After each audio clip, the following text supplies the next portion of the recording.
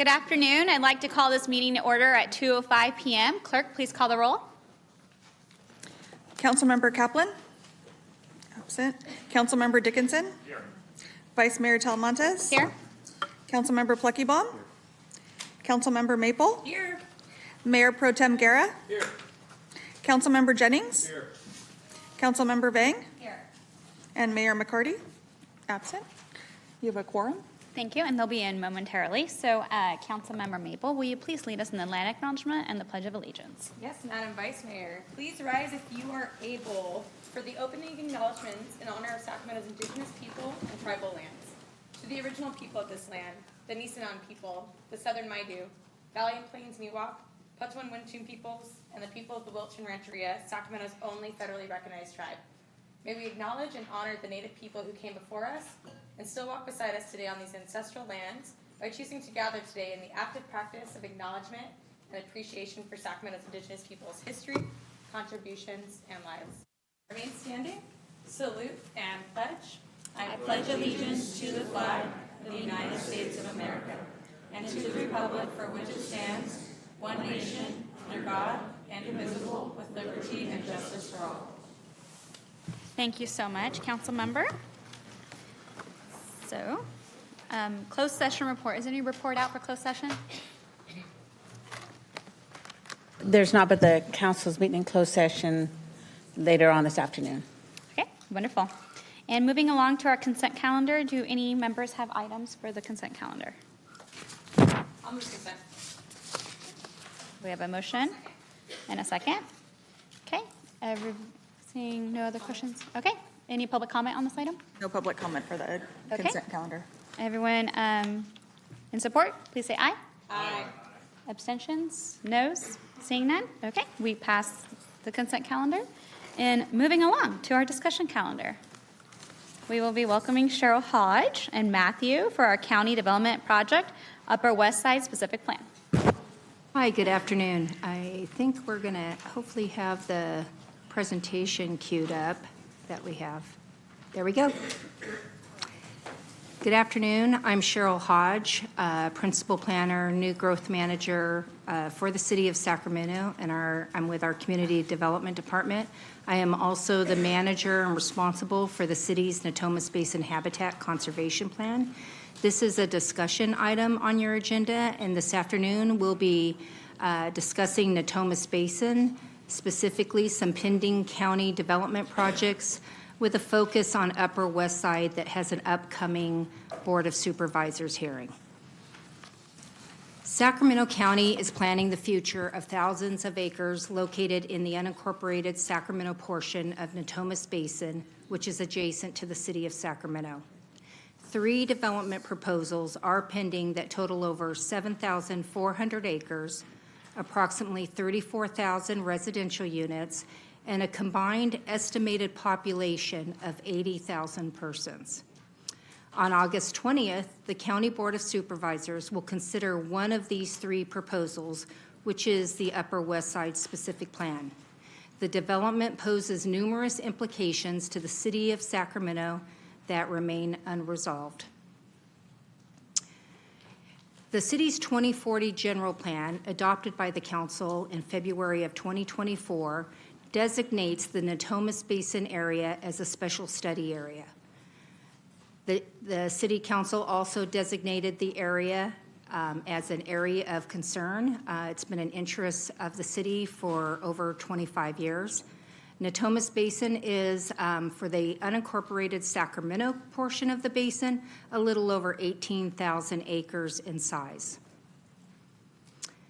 The Upper West Side Specific Plan project, we also refer to it as the BOOT per a Natomas Joint Vision Plan from years ago, is approximately a little over 2,000 acres in size, 9,356 dwelling units with an estimated future population of just over 25,000 residents, and about 3.1 million square feet of commercial uses.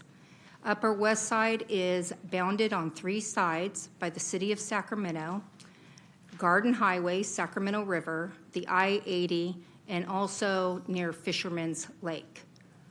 Grand Park, which we refer to as the North Precinct per our Natomas Joint Vision Plan, is been split up into two separate specific plan areas. One is referred to as Grand Park Southwest, and the other one Grand Park Trails. The status of these projects is that they've just recently filed applications with the county, revised applications to be two separate projects, and the prep of studies and the two different EIRs are underway.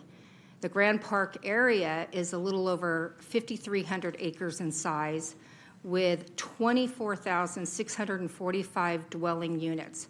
Grand Park is located and bounded by Elkhorn Boulevard, the 99, up by Sutter, the boundary with Sutter County, and the east drainage canal. The green that is shown on this exhibit that follows Garden Highway and Sacramento River is a 1-mile Swainson Hawk Zone buffer. It is a protected buffer area per the city's habitat conservation plan and the city's incidental take permits issued by the wildlife agencies.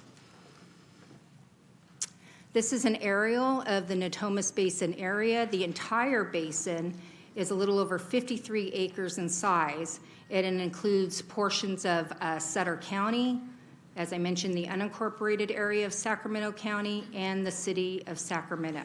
It is bounded by the Sacramento River to the west, Natomas Cross Canal to the north, East Drainage Canal to the east, and Sacramento River Garden Highway to the south. There is ecological significance to the basins. It is critical habitat for 22 federal and state-listed covered species, including species such as the giant garter snake and the Swainson's hawk. The Natomas Basin has been subject to over 25 years of conservation planning. I could go probably further back than 1997, but I'll start with 1997 since that was the first Natomas Basin Habitat Conservation Plan that the city took the leadership in completing that habitat conservation plan. In 1998 to 2001, there were legal challenges as a result of environmental groups filing lawsuits on the 1997 Habitat Conservation Plan and court orders that required substantial plan revisions. In 2000, the county, and numerous times throughout the years, has been invited to be a partner in our Habitat Conservation Plan, and the county, Sacramento County, declined. In 2002, the city and county did enter into a cooperative memorandum of understanding that was approved by the city council in December of 2002, and also approved by the County Board of Supervisors. In 2003, the city adopted the revised Habitat Conservation Plan, we just refer to it as the 2003 HCP, which established a 17,500 acre development cap with a conservation framework. And then I'll fast forward to 2025, where we find ourselves today with a discussion item to talk about pending development proposals in the basin and the county's interest in pursuing urbanization. As I mentioned, the Natomas Basin Habitat Conservation Plan does have a authorized development allocation cap that the conservation strategy is based on, which is 17,500 acres of authorized future development. That development is primarily City of Sacramento, North Natomas, South Natomas area, Sutter County, and Metro Air Park. The conservation requirements require preservation of habitat lands for mitigation for all development that occurs. It also requires protection of the Swainson's Hawk buffer zone, a 1-mile zone along Sacramento River. And then it provides for specific requirements for habitat for the 22 covered species. To date, on behalf of the city, Sutter County, and Metro Air Park, the Natomas Basin Conservancy serves as our operator and manager for these habitat lands in the basin. So they go out and acquire the lands, and they manage and protect these lands in perpetuity. Currently, there's roughly over 5,374 acres that the Conservancy has acquired in Natomas Basin for protection. There's been significant financial investment in these conservation efforts, with the city alone collecting mitigation fees over the years that total just over $54 million to date. Here's a few pictures of some species related to the Habitat Conservation Plan. In the far left is a burrowing owl, up above a Swainson's hawk. The picture in the far upper right is one of the HCP reserves, marsh reserve out actually towards the Grand Park area, proposed Grand Park area. And then that's a northwestern pond turtle that you could see up there, along with the infamous giant garter snake who loves rice crops, and that's a picture of rice crops next to the snake. The 2002 Memorandum of Understanding was very specific in that it stated the city, rather than the county, is the appropriate agent for planning new growth in Natomas and can better provide a full range of municipal services. The county is the appropriate agent for preserving open space and agricultural and rural land uses. The City-County 2002 MOU established a framework for mutual interests that the city and county have. This included the city, recognizing the city would be the urbanizer, the county would be the protector of open space and farmlands, airport protection, property tax revenue sharing frameworks, future growth and urban growth policies. This is a graphic that shows the locations of the precincts when the Natomas Joint Vision process was underway between a group of landowners and Sacramento County and the city of Sacramento County. Grand Park, as I mentioned, up in the far right corner there in the yellow, a little over 5,700 acres, was referred to as the North Precinct. To the left of that is the West Precinct, a little over 1,300 acres that is currently vacant, undeveloped land. The South Precinct, closer to the airport, 575 acres. And then what we'll be discussing this afternoon, Upper West Side, also known as the Boot, a little over 2,000 acres. The county's cooperation on the Natomas Joint Vision area.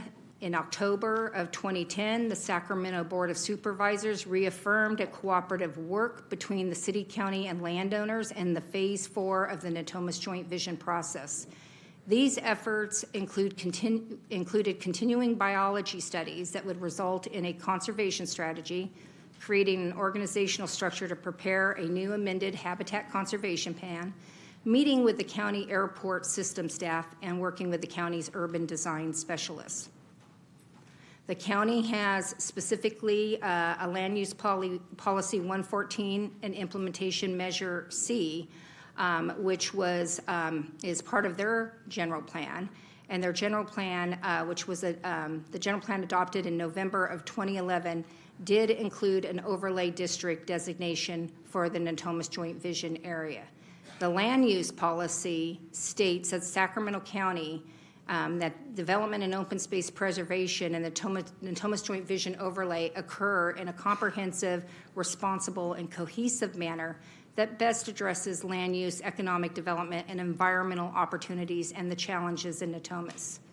Implementation Measure C indicates pursue comprehensive collaborative planning in Natomas Joint Vision overlay area, either through continued participation in the Natomas Joint Vision MOU, which is the 2002 MOU, or if determined appropriate, with the county serving as the lead agency for development and open space preservation.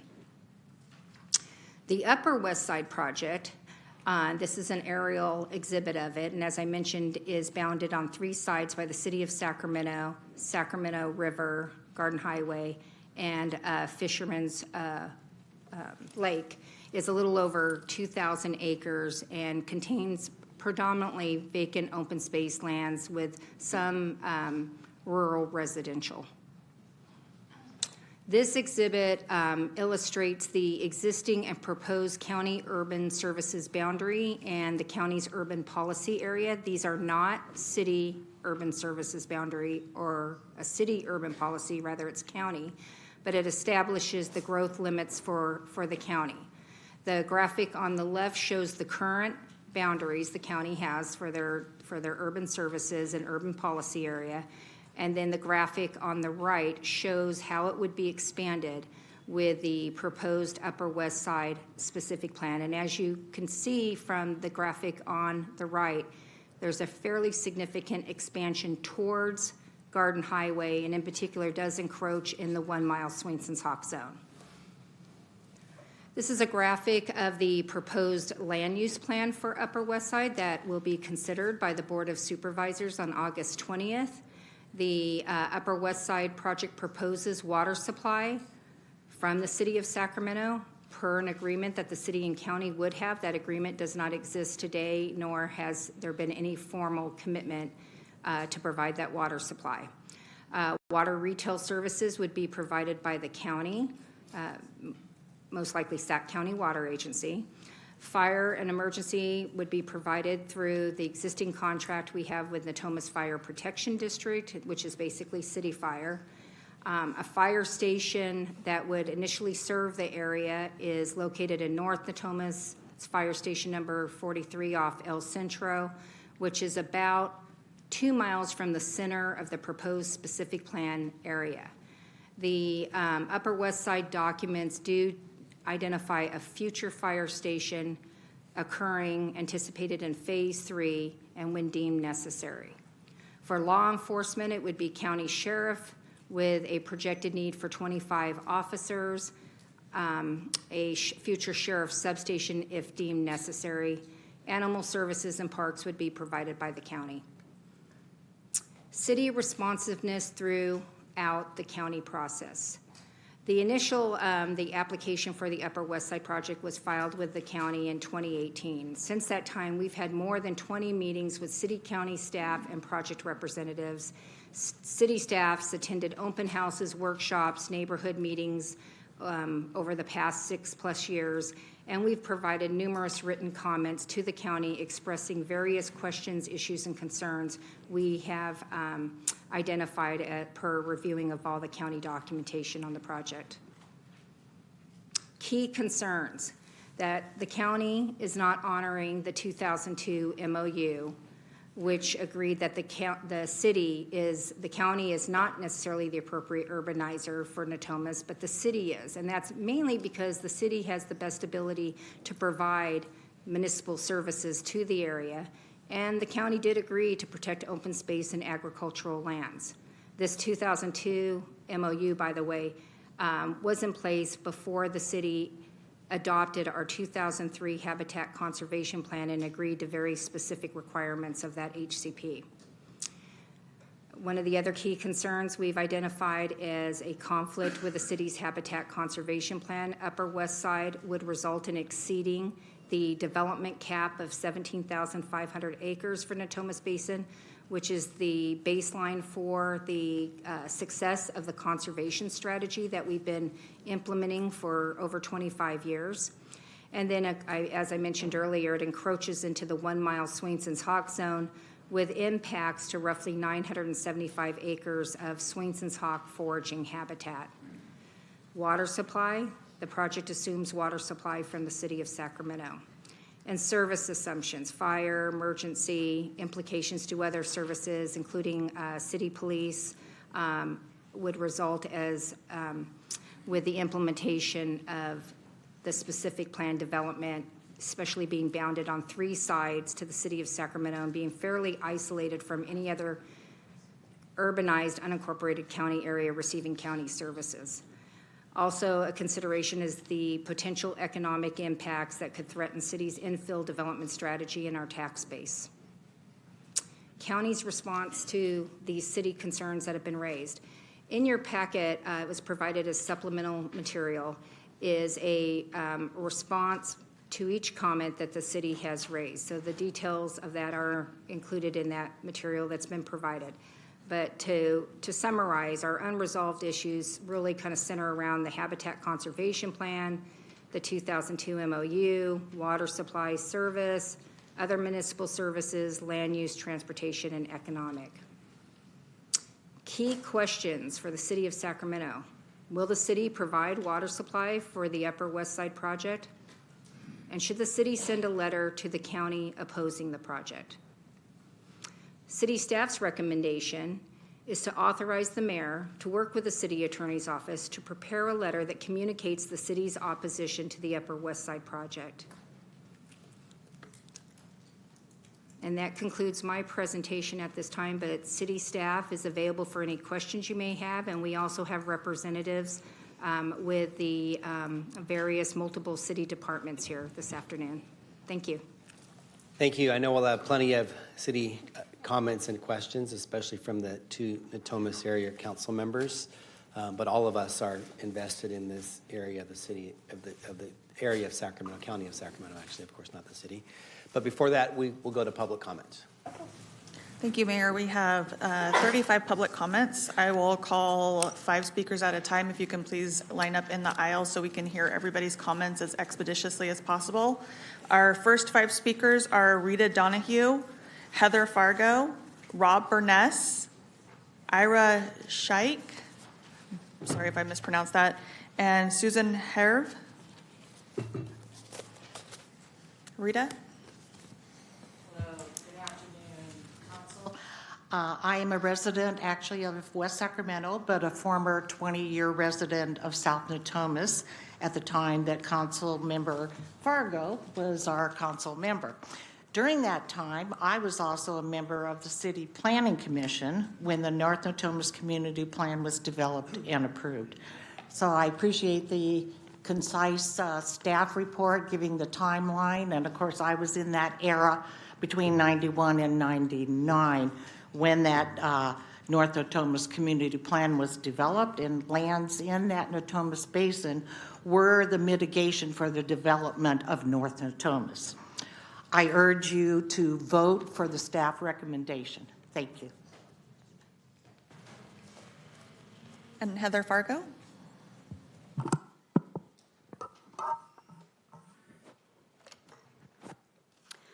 Good afternoon, Mayor and City Council members. Thank you for having this item on your agenda today, and thank you for hearing from the community. It's a very important issue for the city, for the county, and for all of you, and for citizens of Sacramento. I am currently the president of the Environmental Council of Sacramento, and I'm here today representing the 20 organizations that are part of that group, part of ECOS. And I was also the mayor when the infamous MOU of 2002 was approved. So I'm here to answer any questions you may have on what was going on at that point in time. And I remain a Natomas resident of District 3. We ask you to approve the resolution before you and send a letter to the county clearly opposing the Upper West Side project. You're opposing this project shows that you support infill and oppose sprawl, that you support the city by protecting its resources, that you support the Natomas Basin Habitat Conservation Plan and the Natomas Basin Conservancy, that you support the planning efforts of the city and the region, that you support your constituents. This may be an unprecedented move for you to pass a resolution like this, to send such a letter, but this project is also unprecedented. I'll remind you that it is the size of the town of Galt. It is too big to leave to any one person to make this decision. The impacts of this project on the city cannot be ignored, and I appreciate your taking the time to consider them. If you have any questions about it, I hope that you are paying attention to Ms. Hodges' presentation and that you read her very well thought out letter to the county in October of 2024 that you have in your staff report. I want to thank you for your leadership and thank you, hopefully, for supporting the resolution to send a letter of clear opposition. You also send a representative to. Thank you for your comment. Your time is complete. Thank you, Our Mayor. next speaker is Rob Burness. My name is Rob Burness. I'm a retired county planner of 30 years with the county. I was involved with the 1993 general plan that created the urban service boundary. And I would like to point out, in support of your adoption of a resolution that's proposed by city staff, that despite the joint vision process and various amendments to the county general plan that were outlined in the recent Todd Smith memorandum to you, the operative policy here is the urban service boundary policy. And that policy requires a 4/5 vote of the Board of Supervisors in order to approve this project, general plan amendment. And it requires the finding that there are extraordinary benefits associated with this project. So far, the only benefit that's put forward that I can understand from the application is the benefit of this project is that it is located adjacent, close to at least, the downtown area of Sacramento. In other words, extraordinary benefit by proximity only. Despite that, Cheryl has pointed out many impacts and concerns that face the city here, not the least of which 6 million square feet of office and commercial development in this project that would compete directly with the downtown area of Sacramento. And as well as, as well as a considerable addition to traffic volume on Interstate 5, which is already heavily impacted, and will make it even more difficult for city residents in all parts of the city to get to and from the airport and travel that corridor, which is severely limited in access other than I-5 to downtown. I would urge you to take this into account in your remarks and your communications with the Sacramento County Board of Supervisors and actively oppose this particular project. Thank you. Ira? Hello, my name is Ira Sheikh. I'm here with ECOS, and we have a pink map that we're going to pass around for you guys to look at so that you guys can see why you should support today's resolution against Upper West Side with a housing perspective. First, the SACOG blueprint states that of the 171,000 housing units that are expected to be built between now and 2050, about 48,000 of those are greenfield areas. This is a third of all that's projected for the county. This is a rapid increase in greenfield construction, especially at a time when compact transit-served housing is required for smaller and lower-income households and to reduce greenhouse gas emissions from driving. Additionally, we do not need more insufficient use of land, such as developments with average housing densities that cannot support good, frequent transit. The county's greenfield projects average just 3 housing units per acre. Therefore, these projects will not meet the requirement of a minimum 15 units per acre needed to support transit. And finally, I would like to highlight that SACOG's 2025 blueprint shows that the City of Sacramento's new general plan has a housing capacity of over 1 million units, which will have access to existing transit and key job and commercial centers. We should not jeopardize the build-out of these areas by approving the greenfield developments like Upper West Side. And I would also like to point out that of the nearly 10,000 units that are to be built, roughly 140 of those will be set aside for low-income and affordable housing. This is not enough to meet the Affordable Housing Ordinance, which requires an allocation of 20%, in this case 2,000 units, for this project. So I urge you not to fall for the argument that Upper West Side is needed for housing, as it does not address Sacramento's current concerns or the city's agenda. Thank you. Our next speaker is Susan, and after Susan, we'll have Rachel Guerrero, Eric Webb, Doyle Radford, Nick Avoy, Advis, and Ross Oliveira. Again, if you could please line up in the aisle so that we can get through everybody's comments. Go ahead, Susan. Okay. Mayor and council members, thank you very much for having this hearing. The map that I'd like to talk about is on the flip side of the map that Ira was just talking about. She had the pink side, I think I have the orange side.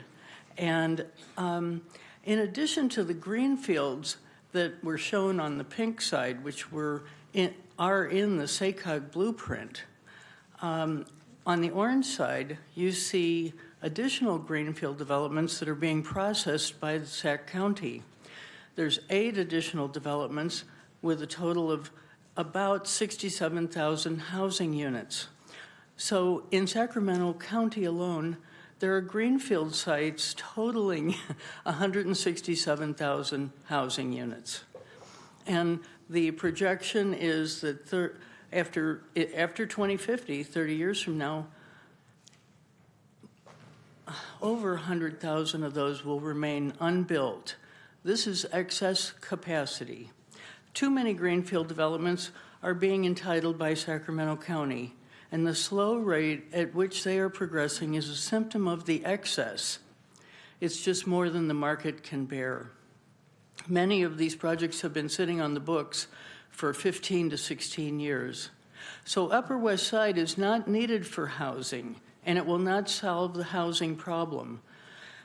And we know, when we look at our region, we know it is much better to build infill housing in your own districts, where there is plenty of capacity and where transit, schools, parks, shopping, and jobs already exist.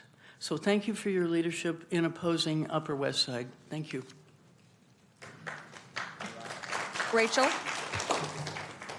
Good afternoon. My name is Rachel Guerrero, and I have been a homeowner in the Natomas area for 40 years, 37 of those in South Natomas, and just recently 3 years in Natomas Park. I love living there. It is a well-planned community. Parks are within walking distance, bike trails, open green space that I can ride my bike within 10 minutes. I am here to speak to you in support for your vote to the resolution against the Upper West Side development. I'm with you. I totally support City Council's opposition to the Upper West Side specific plan. Don't let the county bully us. I totally oppose future development on Greenfield in our region. I oppose urbanization of farmlands by the city and county. Climate change demands we stop urban growth and focus on infill per the city general plan. Water is a critical issue here. Work with the county to support previous agreements. Remind new county leadership to keep these agreements. Open space is a high priority for people, and it really is a quality of care issue. Keep the balance of farms and habitat in Natomas. I choose to live here because of the nearby open green space adjacent to Natomas. I think Natomas is one of the best areas in Sacramento to live in Sacramento. Just think, have you ever seen a Swanson hawk fly over your head? Don't you stop always and look up? Or have you ever seen the beautiful red-winged blackbirds fly overhead? I grew up in LA. I know urban sprawl, and it is ugly. Let's not let Sacramento become another LA. One of the best things about Sacramento is in 10 minutes I can ride my bike and be in the Garden Highway and ride along open farmland. Let's keep our limited green space. It's beautiful. It's what makes Sacramento very special. Thank you, and please vote for this resolution against the Upper West Side. Thank you. Our next speaker is Eric Webb. Hello, City Council, Vice Mayor. I just want to say thank you for your leadership on this issue, and I oppose Upper West Side and support the resolution, the letter, hopefully a sharply worded letter to our county partners. Ira and the presentation was very outstanding. This project is the orange countification of our region. And I would point the City Council to an excellent grassroots organization named Solano Together, who are opposing that California Forever monstrosity, and they have some really interesting information, particularly about urban boundaries and converting agricultural land for development outside of urban boundaries. It generally does not pencil out for city and county governments in the long term. It enriches private interests for sure, but it perpetuates that vicious cycle that we're in when it comes to sprawling development. Also, wish to say that this is a classic insult to injury. The insult is the project itself, of course, but the injury is in this era of betrayal of norms, lawlessness, unilateralism, and sadly capitulation, we need to stand up for ourselves, and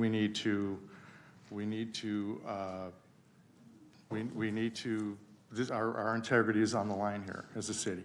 So I wish that. And finally, I just want to personalize the Natomas Conservancy Plan. I, for a long time, have been a volunteer for the Tree Foundation and collect acorns in that very, very region. And what I've noticed over the years, and I'm sure the scientists of the Tree Foundation could attest, the maps have been shrinking. And it indicates the lack of balance that we have between our open spaces and our development. So, thank you.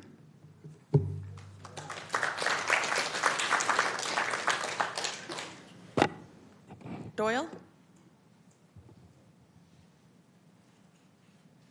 Good afternoon, Mayor McCarty and respected council. My name is Doyle Radford Jr., and I'm proud to serve as a business manager for Construction and General Labor's Local 185, representing thousands of hardworking men and women in this region. I'm here today with a simple ask. Do not oppose the Upper West Side project. We ask that you would stay neutral. We feel that this issue is between a developer and Sacramento County and not the city. We feel the council really knows how fragile that relationship has been in recent years with the county, and we'd really like to see some connectivity instead of the infighting. It's important for us as a region to move forward. The city staff did a good job raising concerns about the Upper West Side project around a year ago during the EIR public comment period, and the Sacramento County, to our knowledge, responded to those concerns in its final EIR, and they've been available to the public for several months now. So I guess we're just really here today to not ask that we put a nasty letter to the county, and that we kind of let the county do their part, and we start to actually rebuild what has kind of fallen apart over recent years. And we thank you for your time and consideration. Next speaker is Nick Avdis. Yeah, Mr. Mayor, members of the council, Nick Abdis, Law Office of Abdis Kikuchi on behalf of the Upper West Side Project. We submitted a letter for your review and consideration. Given my very limited time, I want to hit on some of the points made in that letter. I'm here to urge you not to take a position on this county-led project and to point out the staff report before you and a lot of the public testimony that I've heard is incomplete, in some cases misleading.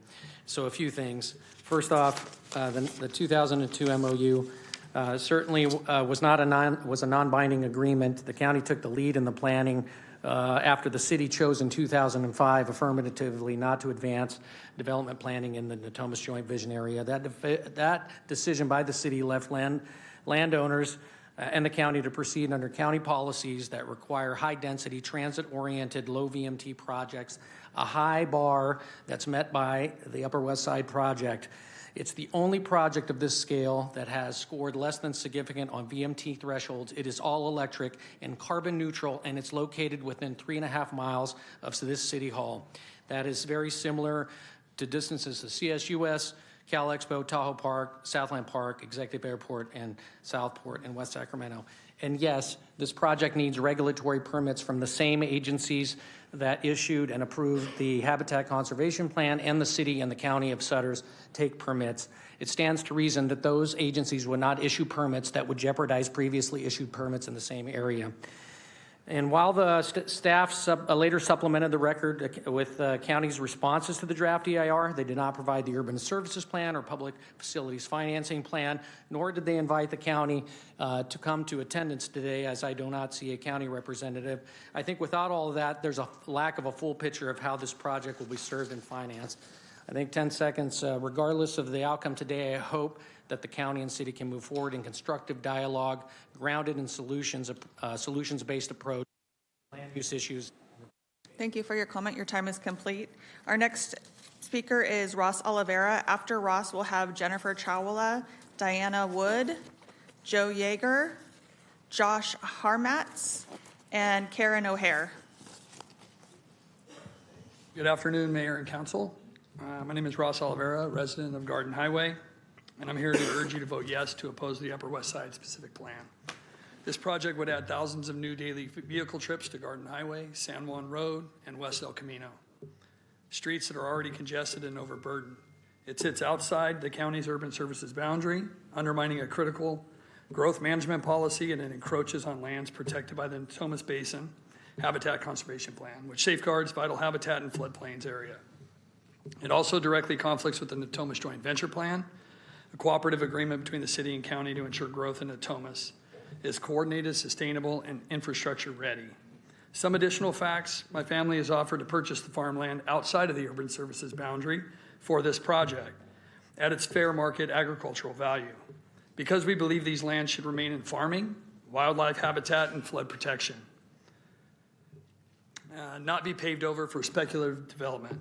Yet at the same time, some farmland owners in this area are looking to sell for 7 to 10 times its agricultural value, banking on the possibility of urban development. I've even been contacted by real estate agents asking if I'd be interested in purchasing parcels in this very area for about $150,000 an acre. Approving this plan would erode decades of careful planning while imposing lasting traffic, environmental, and infrastructure burdens on our community. Please protect our city's future. Vote yes to oppose this project.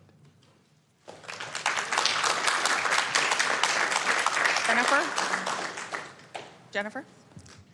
Good afternoon, council members. My name is Jen Chavla, 14-year resident of both South and North Natomas. I urge you to vote yes on this letter opposing the Upper West Side specific plan. This is the right position for our city, but it's also a moment to be clear about why we're taking it.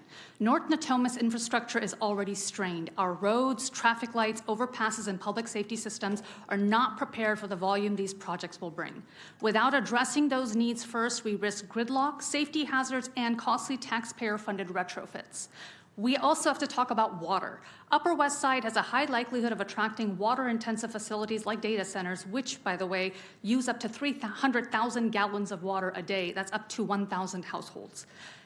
Approving projects without usage caps or protections is reckless. Finally, a matter of public trust. A recusal from any council member on projects of this scale, on any of these projects, should involve more than just citing a Petrovich case. The public deserves clarity, accountability from all of its representatives when major developments like this are on the table. Sacramento's growth must match our capacity to sustain it, protect our roads, protect our resources, protect our residents, and not plan, Mr. Abdis, around a light rail that may never come, for which funding is already gone. So yes, not only do I urge you to vote yes on this letter, but I urge you to take these things into consideration for the other projects that are pending as well. Diana?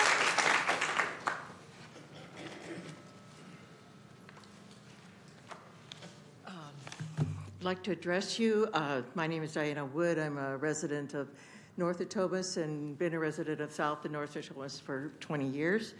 My primary concern, besides the concerns that have already been mentioned, is I'm very interested in water, both flood and the scarcity of water. I was in South Natomas during Katrina when I imagine it was Mayor Fargo and various people from FEMA and other agencies came around to the local schools and told us where to evacuate and the whole business, because we were, in fact, the second town to city area that was flood susceptible. I was not here in 1986 or so when you did have a big flood. So I looked on a topo map, a USGS there, and found our residence and counted it out, and it was 12 feet of water in 8 hours if the levees failed. So I know that we stopped development, for a decade while they reinforced the levees up in the North Natomas area. But with climate change, and we could just look on the news and see what's happening in the southeastern part of the United States, unpredictable amounts of water can come to us through our atmospheric rivers at any time. We also have the opposite problem of drought. And just to finish my comment about flood, the Upper West Side is obviously a deep flood area. So it's pretty, in my mind, ridiculous to build there when we have flood issues and tried to protect people from flood. The other thing is the lack of water, and like was mentioned about a data center in the Upper West Side commercial area, which draws a lot of water. I mean, we had a horrible drought here just, 5 or 6 years ago, where we were all, making sure we used only a little bit of shower water. Thank you for your comment. Your time is complete. So I encourage you to oppose. Thank you. Thank you. Joe Yeager. Hello, Council. My name is Joe Yeager. I'm a resident of the River Oaks community for over 15 years. The Upper West Side project, we think, is a total betrayal to our community and Sacramento as a whole. The county's breaking its promises and ignoring regional plans. As was mentioned earlier, it violates the 20-year agreement that the Natomas Joint Vision was set out for. The county's abandoning its role. The county is acting like a private developer, not a responsible government partner protecting our region's open space and agricultural land. and obviously environmental conflict. The plan builds directly inside the 1 mile protected buffer zone for the Swainson Hawks, undermining a critical part of the Nokomis Basin Habitat Conservation Plan that our city has honored for 25 years. I urge you to vote yes on the motion to send a letter of opposition to the county regarding the Upper West Side specific plan. Thank you. Our next speaker is Karen O'Hare. After Karen, our next 5 speakers will be Joe Brazil, Dan Ramos, Jana DeMar, William Jackson, and Roxanne Knight. Good afternoon, Mr. Mayor and council people. Thank you so much for considering this resolution and standing up for the citizens and residents of the city of Sacramento, our community, and for Natomas. I've lived in Natomas for 36 years. I'm a former land use planner for SACOG and an environmental attorney, and I'm so happy that you are actually taking a stand, or will hopefully take a stand on this. The county's project is horrible. It violates the Natomas MOU. It locates development in an area that has no source of water and will be using a lot of water, as previously said by one of the speakers. It removes valuable agricultural land and open space. It violates the Habitat Conservation Plan, and it sites development in an area where we don't have the infrastructure. You can look at I-5. It's got gridlock almost all the time. We can't take more people there. Anyway, I urge you to vote for the resolution, to send a letter to stop this horrendous project by the county. Thank you very much. Joe Brazil. I think I got skipped. I'm Josh Harmetz. I was going to speak after Joe Yeager. Okay. Yep. Go ahead. Go ahead. Okay. All right. Do I get an extra 47? There we go. All right. My name is Josh Harmetz. I live on Garden Highway, and I've been a Natomas resident in total for 20 years, living in Westlake community before that. I'm not a politician. I don't work for the city. I've learned a lot about this process, though, in the last year. My very first meeting I had with the community on this project, I got a call during the meeting about a drunk driver on Garden Highway that had rammed through my gate. Today, as we speak, I'm not exaggerating, there's a fire going on Powerline Road. This is right now happening. These are the surrounding areas that have not been dealt with by the county's plan. And I urge this city to not only write a letter in opposition, but do more. We need to stop this plan from the county from moving forward. We know what they're going to do by approving this. They don't have a full plan with 4 phases, all funded and all dealt with the area. I want to show you one other thing. This is Powerline Road where the fire is happening right now as we speak. That road is 8 feet wide. Trucks cannot pass each other on that road. I'm scared to death of my daughter from driving on that road. A truck is 10 feet from side to side. How does that work? The problem is that the county is not funded enough to deal with all of the surrounding areas, and they have no plan for dealing with things like Powerline Road or Garden Highway, where we live. On the final environmental impact report, the news came out that Garden Highway would need to be widened to 36 feet wide. It's currently 20 feet wide. Who's going to pay for that? How's that going to be dealt with? Have the Army Corps and Central Valley Flood approved going on the federal setback levy that they're almost done building? They haven't. They're not even aware of it, and I know that because I spoke to them, because they're willing to speak and listen to the community, unlike the county and unlike the developers, who haven't been willing to say, we'll scale back the project. We'll deal with the surrounding areas so that neighbors can live there, and so this can work for everybody, and that's our biggest concern. This isn't about anti-housing. It's about dealing with the entire area in total. And I'd really urge you to do more than just write a letter, please. I'm in strong favor of that. Start there and keep going, you guys. We have to stop the county from... Thank you for your comment. Your time is complete. Joe?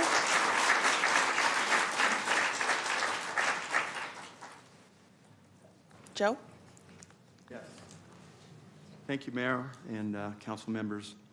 My family owns land in the Boot, which we've been farming for over 80 years. There are some groups out there that will try to tell you that this area is prime farmland, but I'm here to tell you that in real life, it is not. We're surrounded by urban encroachment causing theft, equipment placement issues, and limitations on farming methods due to nearby homes and businesses. This makes farming in the area no longer practical, viable, or sustainable. We literally lose money every year. Upper West Side is smart growth, and it's the right move at the right time because it makes housing, growth, and conservation all possible at the same time. It's the perfect balance in providing much-needed housing, yet still protecting open space and farmland. For every acre of development, an acre of viable farmland in other areas of Sacramento will be permanently preserved. The plan has a 542-acre ag buffer to preserve open space. It is adjacent to existing neighborhoods and infrastructure. Housing is within biking distance of the downtown area and lots of jobs. It provides wildlife corridors and habitat protections for species like the Swainson hawk and the giant garter snake. As farmers in this area, we have served the Sacramento community wholeheartedly for many years, but we can't keep pretending that farming in this urban area still works. It simply doesn't. The time for change is now because Upper West Side solves literally every issue. I ask you to encourage the County Board of Supervisors to fully embrace and adopt the Upper West Side plan. It's the smart move. Tessio was always smarter. Thank you. Our next speaker is Dan Ramos. Good afternoon, Mayor McCarty, members of the City Council. It's been a long time since I've been here. It's been great to get to be able to speak here to you today. Like I say, my name is Dan Ramos. I'm here tonight on behalf of my family. We own about 35 acres on the very east side of this whole project, behind the truck stop there. And in that time, we watched this area change dramatically. It was once a viable farmland. We're surrounded by urban development, so it's really restricted our farming possibilities. And these conditions can no longer farm. And so we faced constant theft, vandalism, dangerous traffic, and major restrictions on basic farming practices like spraying. Continuing to zone the property for agriculture just is outdated, it's unworkable. But I want to let you know, we've organized 3 times a development project for that area, 284 acres, came forward based on the county and the city plan. We had a Auto Mall, we've had Bass Pro, we had a Kia that come up to this area here. And each time we got rejected by the city, said, no, this development area, our deal with the county, we don't make enough money, go away. So we tried and tried to live by the way that you set this thing up, and it hasn't happened. So that's why we went to the county, and we worked with them to do this great project, which is an infill project. This proximity downtown, don't discount it. You talked about a lot of green areas around the Sacramento County. Will never get built because the infrastructure center. This area has infrastructure. It has a regional sewer line. It has water.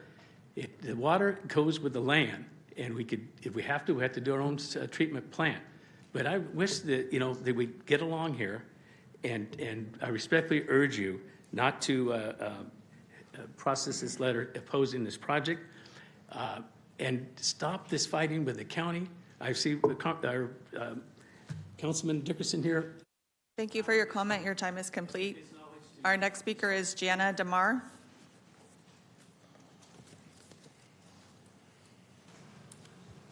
I'm not really a speaker, but I just wanted to have my presence here to tell you that I truly oppose this project. I live in the Garden Highway area, and the people that have spoken against it, everything that they say, I'm in agreement with. They have really researched. They've been working on this stuff forever, and I'm glad that I've been able to learn a lot of this. But on a more personal note, my husband and I decided to retire, and we built a house there 16 years ago with the thought that we would be in an area that had, the nature and comfort, but yet being close to the city to where we would have to have resources like hospitals and doctors and whatnot. If we wanted to live in the middle of the city, we would have moved to the city. And now we're at an age where we really can't just start over. We planned this, it's done, and I do want to say that those who are for it and they're wanting to sell out, which is not that many, they're going to get their money and they're going to be gone, and they're going to leave us with the mess, with the traffic mess, not being able to get out on the Garden Highway. There's a lot of us that live along the Garden Highway, that the Riverside, that we have a hard time getting out right now because the traffic, like they said, Highway 5. Anytime there's a wreck or any type of problems, it's like there's a train going down Garden Highway. We just cannot support this project. So I would appreciate it if you guys would take that all into consideration, and thank you for listening.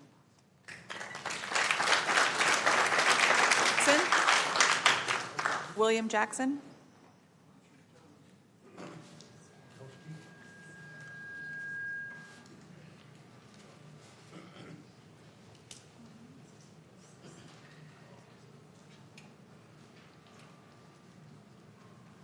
Yes, I got it. My name is William Jackson. I've been on the Garden Highway for 57 years and came here to sing you a song today. I'm kidding, but it's a song from my elementary school on Del Paso Road, Natomas Union School, and it starts like this. Natomas, Natomas, the place of our schooling. We treasure its beauty and render our thanks. How lovely in springtime, the fields and the orchards, the wide open country, the green leafy banks. And so that sentiment has stuck with me my whole life. I live in the area. I see the farming going on. I don't even know who this farmer is because I don't see his hands get dirty out there. I don't know what he's doing. But these farmers will be in the area forever if we treat the area like it's supposed to be treated. It's a jewel to the city. It is one place that there's not many in this whole United States. The Garden Highway is like a scenic road. It's built on top of the levee that was built in the 30s. And if you build a community that is 80,000 people, they're all going to be driving on the Garden Highway. And it'll be turned into 65th Expressway or Florin Road or a super highway. And if something isn't provided to accommodate bypass and not utilize this street, because it's unfair to all the residents that live in the area. There, over probably all the people live along the Garden Highway. These farmers are only. Thank you for your comment. Your time is complete. Our next speaker will be Roxanne Knight. After Roxanne, our next five will be Gary DeMar, Mackenzie Hollander, Lori Tenhope, Ralph Proper, and David Ingram. Go ahead, Roxanne. Okay. Good afternoon, council members and mayor. My name is Roxanne Knight, and my husband and I live on Garden Highway. The existing Garden Highway, especially between Powerline and San Juan, has become a dangerous, unregulated commuter, industrial, and commercial freeway alternative. This is despite the fact that in the county's general plan, Garden Highway has been recognized for quite some time as a scenic route. It carries traffic in the shadow of the Sacramento International Airport, the Natomas community, and downtown Sacramento, where 1.4 million airline passengers, their employees, service people, as well as Sacramento's region's workforce pass through our road each month. And yet this road and the Sacramento River it follows are treated little more than a drainage infrastructure, while the American River enjoys the stewardship of a conservancy board, restoration programs, and scenic protections. Garden Highway and the Sacramento River deserve the same respect and protections. Even the Army Corps of Engineers has replanted riparian habitat in the wake of the miles of trees that were destroyed along the Sacramento River for increased flood protection for the region in order to continue development. We have an incredible opportunity in the open space and proposed bike trail along Garden Highway, running from past the airport all the way downtown and beyond, to make this corridor into what I'd like to call the Heather Fargo Wildlife Conservation Preserve for all the work that she's done. We don't have anything after this leader. After a leader who has worked tirelessly for open space, parks, and community well-being, it could connect communities, bring tourism, and offer cyclists a safe, scenic route free from truck exhaust while honoring a community treasure. The Upper West Side development threatens to turn this scenic corridor into an expressway, destroying what makes it as special as the American River. Instead, we should embrace a vision that protects both rivers and their endangered riparian habitat, honors our leaders, and creates a world-class bike and pedestrian corridor. I urge you to oppose the Upper West Side and work with us to preserve and enhance Garden Highway as a scenic, healthy, and safe space for all.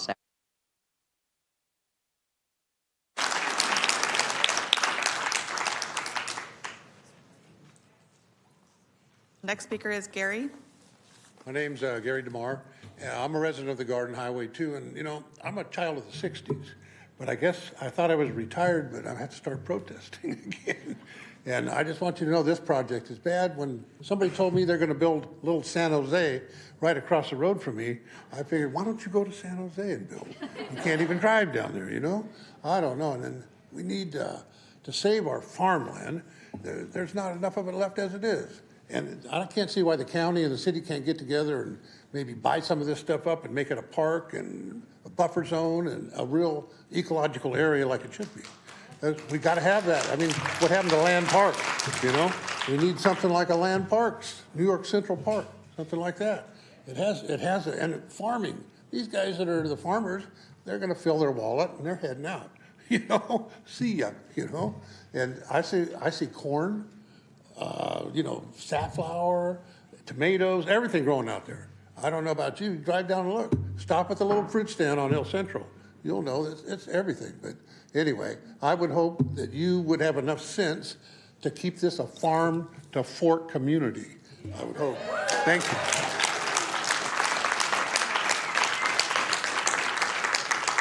Speaker is Mackenzie Hollander. Hello, I'm Mackenzie Hollander. I'm a high school junior, and I've lived in Natomas for 13 years. The issue of the proposed Upper West Side project is important to me because having grown up surrounded by our natural open space has allowed me to forge a deep connection with nature that has given me lifelong mental health benefits and a purpose in life. A beautiful connection to nature that should be preserved for the next generations to come. So I support your resolution to oppose the Upper West Side project because that project threatens our nature and its easy accessibility to it. The Swainson's hawk uses the Upper West Side area to feed and nest. The area is also used by grassland birds, a group of birds which, according to the State of the Birds 2025 report, are the group of birds that are facing the steepest population declines out of any bird group in the world due to habitat loss. As I've grown up, I've watched the burrowing owl slowly disappear from the fields in my neighborhood of Land Park due to rampant development. All of these organisms have a right to exist. Their presence on the Upper West Side area is so exciting because it means that we, the city of Sacramento and the community of Natomas, have the incredible rare chance to preserve their habitat and do something to save these species from peril. We are the city of Sacramento. We are known as the city of trees. We are known for being a place where nature and people can coexist. And developing on land that Fish and Wildlife spent decades forming an agreement to preserve for our nature is just not what the city of Sacramento stands for. And so I support your resolution to oppose Upper West Side, not just to preserve our wildlife, but to preserve our culture and part of our enjoyment of our unique place in the world. Thank you very much. Lori Tenhope. Lori. Before I start my comments, I just want to say how humbled I am by Mackenzie, a high school student who takes time to come here and share her passion for nature and kind of remind us of how important these decisions are that we're making, not just for ourselves, but for future generations and generations that come after her. When areas like this are developed, they're gone forever, and you know we can't get them back. But I'll move to my personal comments. I'm a resident of District 1. I do commend the council for entertaining the resolution, and I do urge you to pass the motion expressing the council's opposition to Upper West Side. This is the wrong project for lots of environmental reasons. The plan also violates the city's and the county's own commitments to smart growth and climate mitigation. These values are critically important to me, and I've appreciated in my time living in Sacramento the vision that the council has had in putting these plans together. But I only have 2 minutes now. I only have a minute. I want to highlight two crucial issues to me and my neighbors as Natomas homeowners. First is traffic. As the staff analysis indicated, the Upper West Side plan does not adequately address the impact this growth will have on existing infrastructure. A short commute to downtown was a major selling point when we purchased our home. Imagine 25,000 additional residents driving on I-5. That short drive to work already is kind of history. It'll really be history. All of our Natomas property values will suffer as a result. Second is flood risk. It's not news that Sacramento's in a floodplain, second only to New Orleans in major flood risk. Our levees are getting strengthened, but our federal funding has been withdrawn. We don't know when our levees will finish being constructed, and the entertaining a development of this size makes absolutely. Thank you for your comment. Your time is complete.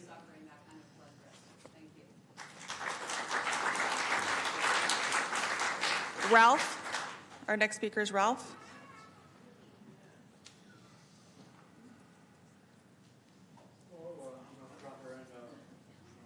On behalf of Breathe California, Sacramento, which I'm a board member, I retired from the state as an air pollution resource specialist, and the last several years focused on near-road pollution.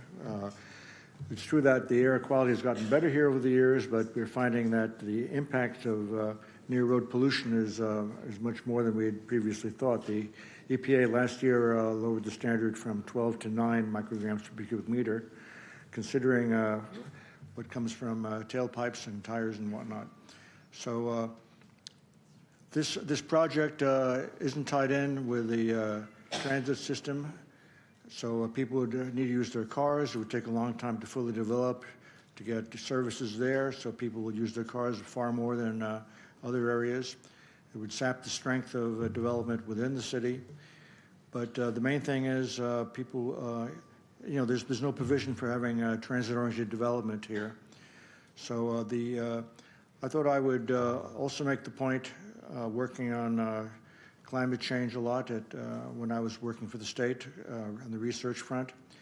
We're getting far more extremes in terms of rainfall, earlier snowmelt, and this means that the Natomas region is, it's a good thing that the levees have been strengthened, but 100-year flood protection means you still have a 1% chance every year, but it's probably more than that now. And this area, if it's not developed, can flood, but if it can't, from development, it would further jeopardize flooding in the Natomas Basin. So along with all the other factors that you've heard, I think this is not the project we need, and I appreciate your considering this resolution. Thank you.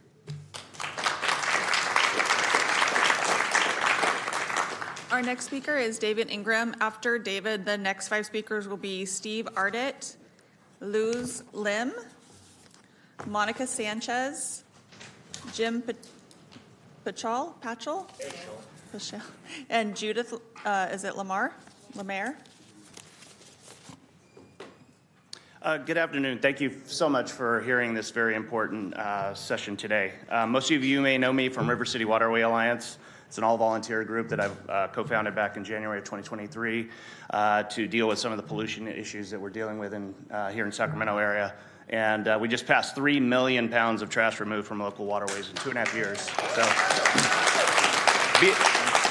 that's not why I'm here today. Beyond that, I'm a 31-year resident of Sacramento, but for the past 15 years, I've found myself spending more and more time fighting attacks upon my ability to peacefully enjoy this area than I have actually been able to enjoy it. From heroin camps and prostitution rings just feet from my office in Midtown, to a massive levee improvement project in front of my home, to increased traffic, noise, pollution, and destruction of open space throughout the region.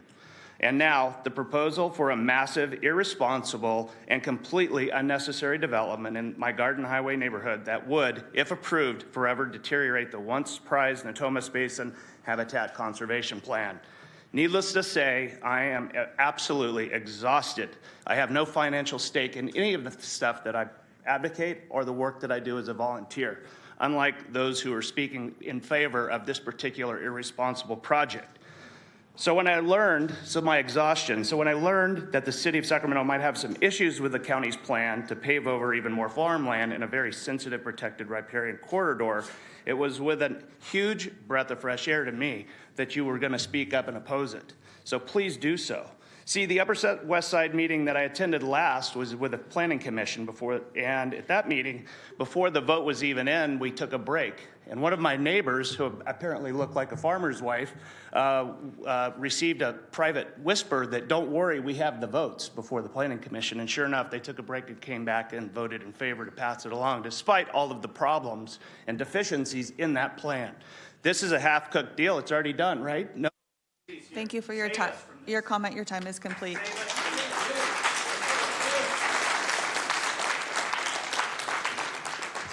Steve? Mr. Mayor and other distinguished council members, my name is Steve Arditi. My wife Melva and I reside on the Garden Highway.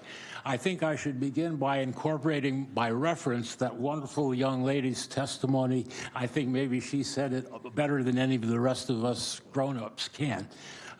You had a good description by your staff and others of the very excellent plan that was put together collaboratively and deliberately, which has been in place since then.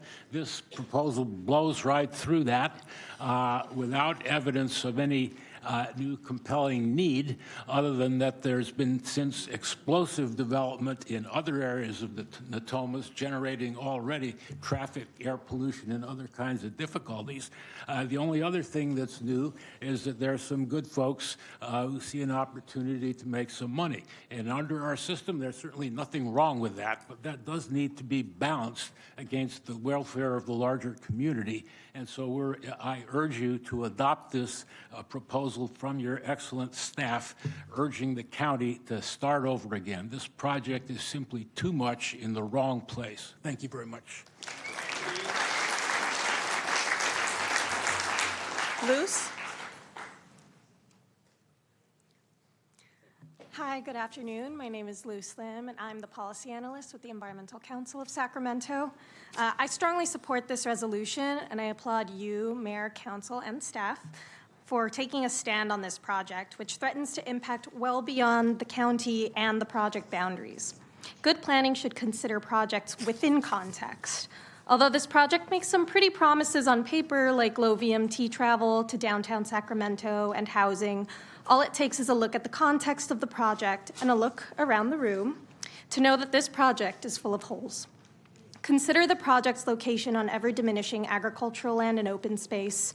Consider the number of planning policies that would have to be amended to accommodate for the project, and consider the lacking transit infrastructure that currently services the area. It quickly becomes clear that this land was never meant to be developed, and it would take immeasurable sacrifices to Natomas' biological resources and character to do so. It would also fall on various entities to pick up the project slack and deliver on its unfounded promises, including you. You've heard that the project expects the city to provide water services, despite the fact that no such agreement has been made. The staff also listed other implied expectations for emergency services. Another example is the burden put on the Natomas Unified School District, which has expressed significant concern regarding the lack of funding to construct the new schools outlined in the plan. No answers have been provided on this matter. When confronted with the concerns you've heard about this afternoon, the applicant team has repeatedly deferred decision-making and transparency. They've stated multiple times that they are in talks with various organizations, including city staff, to sort out the details, and yet they still have no answers to these fundamental questions. This project is not ready. It does not have the necessary foundation to deliver on its promises, and it will fall on you and other agencies to deal with the ramifications and sort out the answers. I ask you to seize this moment and demand accountability and answers from the county. Thank you for your time. Thank you for your comment. Your time is complete. Our next speaker is Monica. Yes, good afternoon, everyone. As a Natomas resident for over 17 years and with family who has lived in various communities within the greater Sacramento for over 30 years, I oppose the various proposed urban development projects in North Natomas, such as the Airport South Industrial and Upper West Side projects. I oppose urban development and Greenland projects in North Natomas, and I support the motion on the agenda to balance urban development with habitat conservation. We need to look at all of the Natomas area development proposals, past and present, and consider the greater community impacts. The massive and pervasive housing development in North Natomas area since the 7-year building moratorium ended in June of 2015 has resulted in increased crime in my neighborhood, traffic congestion, air and noise pollution, and road and highway deterioration. North Natomas does not have the infrastructure to continue to build housing and industrial warehouses in existing open rural areas. Thousands of community residents openly voiced concerns to the breach of existing urban and rural boundary lines and agreements between the city and the county governing bodies, with petitions, presence at community town halls, Sacramento LAFCO meetings, and letters to Sacramento County Board of Supervisor and City Council members. Listen to your constituents' concerns. Do not allow North Natomas to turn into the overly populated, congested communities with poor air quality to similar fellow residents in Southern California. I'm not speaking ill of Southern California. I spent half of my life and my childhood in Southern California, so have personal experience. Riverside County, like Sacramento County, has an international airport and industrial warehouse complexes in proximity of homes. I ask you to oppose the development proposal to build industrial and warehouse complexes in open farmland near schools and communities. Stop the urban sprawl. Thank you for your comment. Your time is complete. Our next speaker is Jim.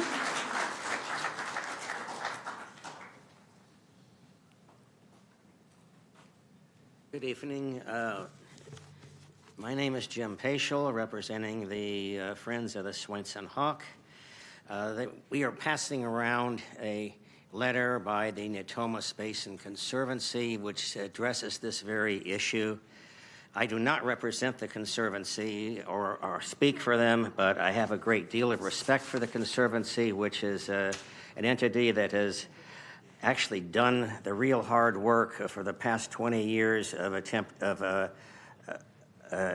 obtaining and managing habitat in Natomas Basin. I mean, it's a tough job. In the letter of the Conservancy, he addressed the decision of the federal court in the NWF versus Norton case. The key findings remain as to balance development with conservation efforts, maintaining agricultural uses to support habitat for lands supporting habitat. Mitigation land required under the HCPs must be in Natomas Basin, and that's so that we can maintain the populations that use the basin. As for Swenson Hawk Zone, the court stressed that the HCP's effectiveness depended on preserving the zone to mitigate for habitat loss. All of this was predicated on the assumption that development in the basin will be limited to 17,500 acres, which is the permitted total, and that the remaining lands will remain in agriculture use. This is important. This is what this is about. The conclusion of the Conservancy was as follows on page 3. It is not a stretch to state that if not tempered, advancing. Thank you for your comment. Your time is complete. Thank you, sir. Our next speaker is Judith. After Judith, our next 5 speakers will be Kevin McRae, Melanie Herman, Kyle Swearens, Justine Kanzler, and Carol Mark. Go ahead, Judith. Mr. Mayor and members of the council, thank you for this hearing today, and thank you for your patience, because you're holding a public space for the people of Sacramento to express their concerns about development. I'm handing out 2 maps, and I'll just speak briefly to the significance of these 2 maps. The lines have been drawn, and lines do have to be drawn for conservation, and they have been drawn. So we're asking you, keep the lines that have been drawn to protect the resources that are near and dear to Sacramento's heart. So this map, I think, was on top, and this is a map that ECO's prepared of all the mitigation lands in Natomas. Cheryl referred to those that were protected by the Natomas Basin Conservancy under agreement with you and Sutter County, and those are 5,000 some acres, and those are really critical, of course, but there's another 1,000 acres preserved in the basin, and I wanted to make sure that you understand this, and that there are many investments that have been made here, the preservation of land, but also the buffer along Fisherman's Lake in the city of Sacramento, specifically designed to protect that habitat. These are millions of dollars worth of investments to protect and implement the plan. This is the Swainson's Hawk Zone, and it is a critical conservation area, as you've heard.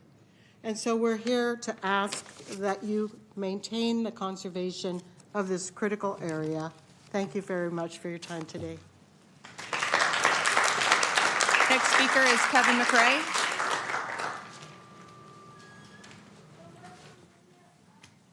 Kevin? Yes, please. Thank you for having me. I was appointed by the City Council to the board of the Natomas Basin Conservancy for 5 years. And after that, I was reappointed for another 5 years, and then I served a bit longer.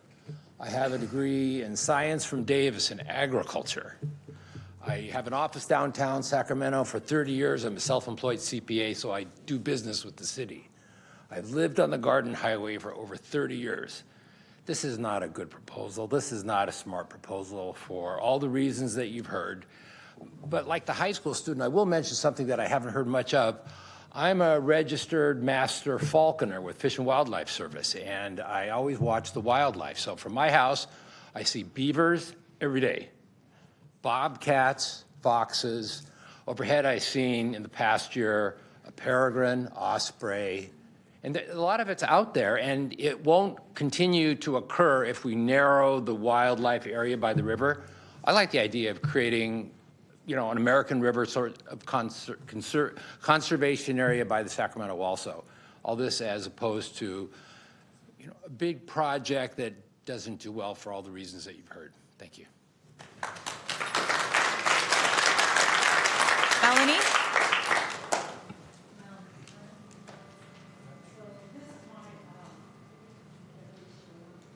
This is our patio, and we get this kind of stuff all the time. We see the wildlife. We're the ones out there seeing all this wildlife that this development is going to destroy. It's absurd. We see bobcats, deer, believe it or not, deer. Come into the mic a little bit.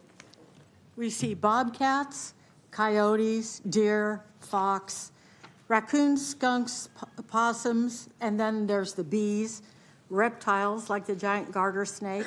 Seasonal visitors include wood ducks, but we also have birds like geese and goshawks.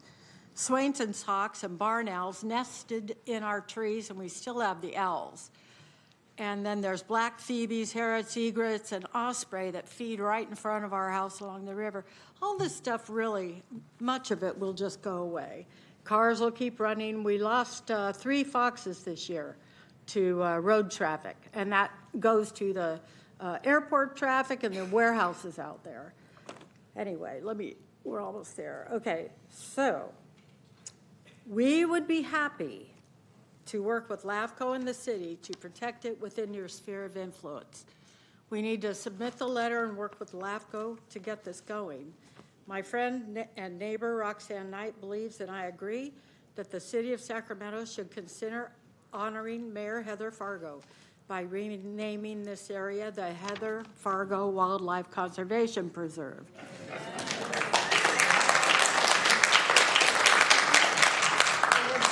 This irreplaceable ecosystem and preserve the legacy of one of our city's strongest environmental advocates. We can save a teeny tiny little sliver of wildlife, protected but close to schools and houses and accessible to the public. When have you ever had that chance like this along our river? Thank you. Our next speaker is Kyle.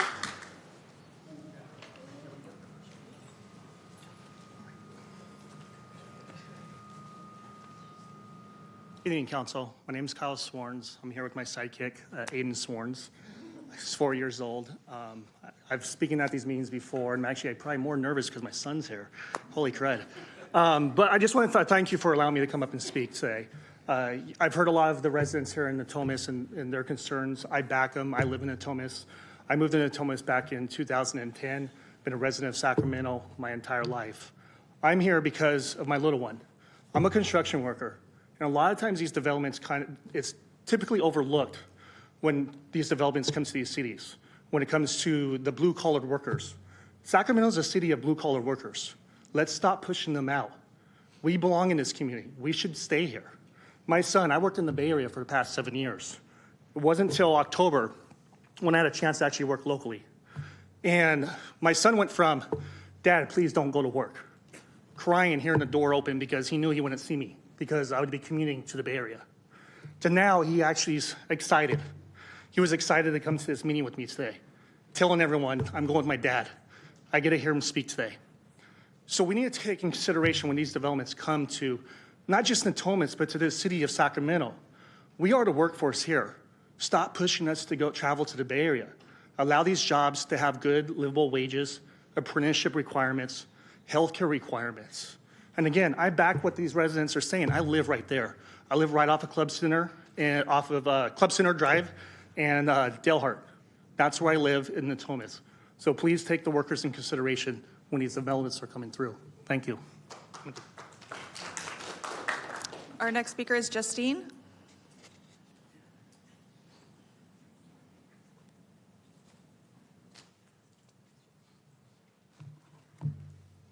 Good afternoon, Council. My name is Justine Kanzler, and I am here as a member of the 350 Sacramento Climate Action Plan team, which includes members from various parts of the city. On behalf of our organization, I would like to thank the Council for introducing a motion to express opposition to the Upper West Side specific plan. Sacramento County does not need more greenfield land developed for housing construction, with over a dozen other projects that are still currently being built out. The urban growth boundary established to preserve the county's natural resources and the county's general plan, which promises to prioritize infill, will be breached by this project. The staff presentation correctly acknowledged that this project could threaten the city's infill development strategy.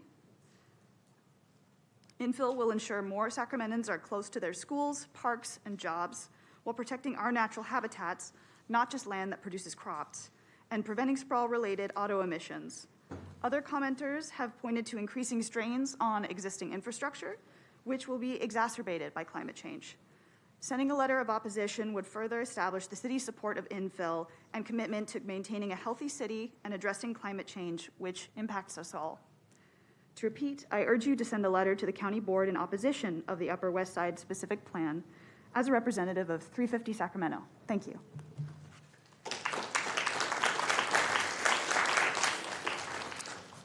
Our next speaker is Carol Mark, and after that, we have our final three speakers, Gibson Howell, Melissa Brown, and is it Ketty? Hello. My name is Carol McKee-Mark, and I am a board member and climate chair of the League of Women Voters, Sacramento County. Our organization supports responsible land use that protects environmental quality, emphasizing sustainable, equitable development and climate resilience. This project would pave over Natoma's farmland and habitat, undermine existing city and county agreements, and worsen greenhouse gas emissions when climate change demands we do better. Sacramento should focus on smart infill growth, not reckless sprawl. Please join us in opposing the West Side Project. Thank you.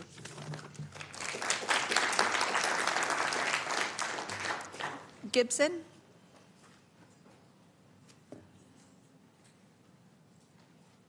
Hello, my name is Gibson Howell, and I've been a resident of Natomas for a little bit over 30 years. I'm really glad a government agency with some teeth is actually backing some of the long-standing agreements that have been made to get the past developments done.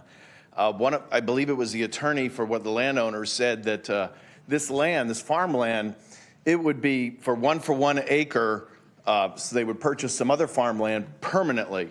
Well, that's what this farmland is. This was the stuff purchased and designated long ago so that the current growth in Natomas could have happened.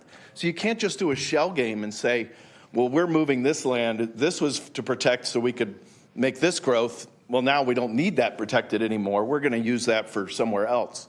That's what they're trying to do, is just a shell game. Now, I am personally I don't have a problem with development as long as it's done responsibly. We're human beings. We're growing. We need to develop, but it needs to be done responsibly. And this project, it has a huge major Achilles heel in the transportation.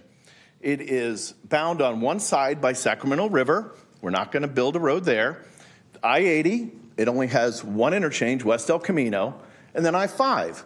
The other interchange would be Arena, which is a fairly decent-sized interchange. West El Camino cannot really be expanded. If you look at their own EIR, they say that they think Caltrans might have the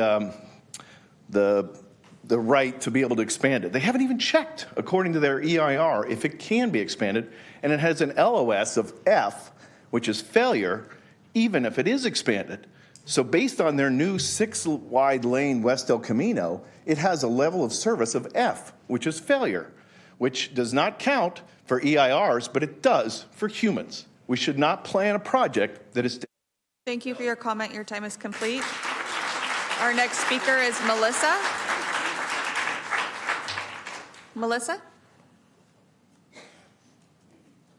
Good afternoon, Mr. Mayor and members of the council. First of all, I would like to thank Councilmember Dickinson and Mayor Heather Fargo for the vision that they've had to protect our community and our environment for the last 25 years. I'll bet you were as shocked as I was. I've lived here for 40 years now to witness the chutzpah of the county to just blow that up, to propose putting a development the size of the city of Galt in our habitat, a shopping center the size of the Roseville Galleria in Natomas, next to the Garden Highway, to blow up the 1 mile of protected area to protect our habitat and the environment, as you've heard from everyone else. So I endorse everything that my neighbors have said, and just want to reemphasize that the impact of the traffic has not been considered. At the Planning Commission, the response is, well, we'll figure that out down the road, like phase 4. You've seen excellent editorials in the Sacramento Bee pointing out all of the issues and failures that this development has failed to take into account. You've read in the Bee and you've seen other letters from school districts. This project is going to support the schools that the population would require. There's no water plan. There's no traffic plan. The safety, this fire going on as we speak, if we were to evacuate that area, you simply can't get there from here. The exit onto the freeway, it's impossible. The bottleneck on Garden Highway, I drove home the other day a little early. I got home about 5 o'clock. I counted 50 cars in the span of 5 to 6 minutes speeding down the Garden Highway. And as you've heard, you simply can't widen the Garden Highway to take care of that problem. So I urge you to support the resolution, and I thank you for your time and hope that... Our next speaker is Teddy.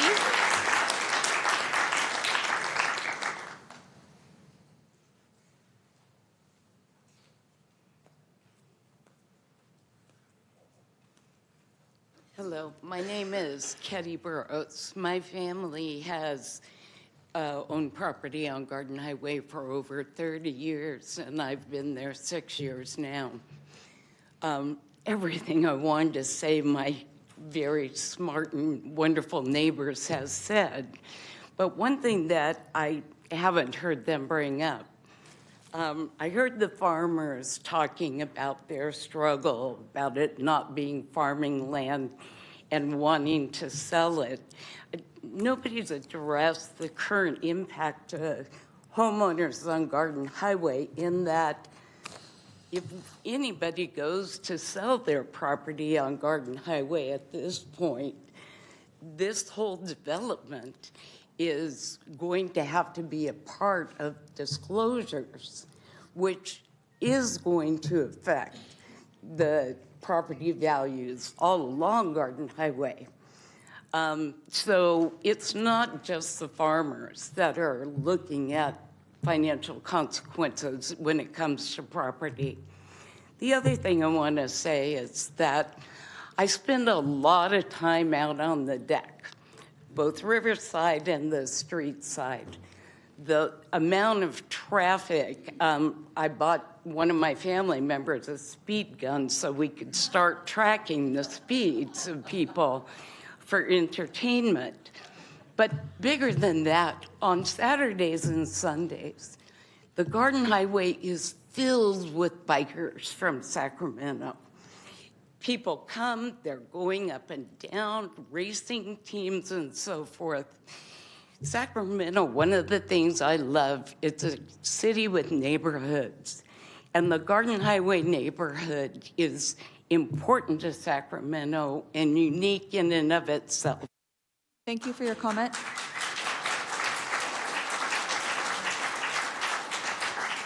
Mayor, I have no more public speakers.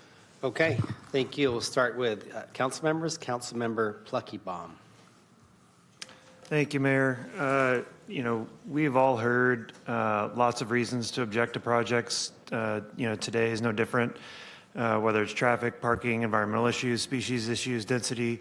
But there is one fundamental reason to support projects, and that is we are vastly undersupplied for exactly this type of product. And there are a lot of deal points that we need to work out with the county in terms of water, public safety response, and everything else. But none of these are, from my point of view, public health and safety findings or absolute deal killers for this project.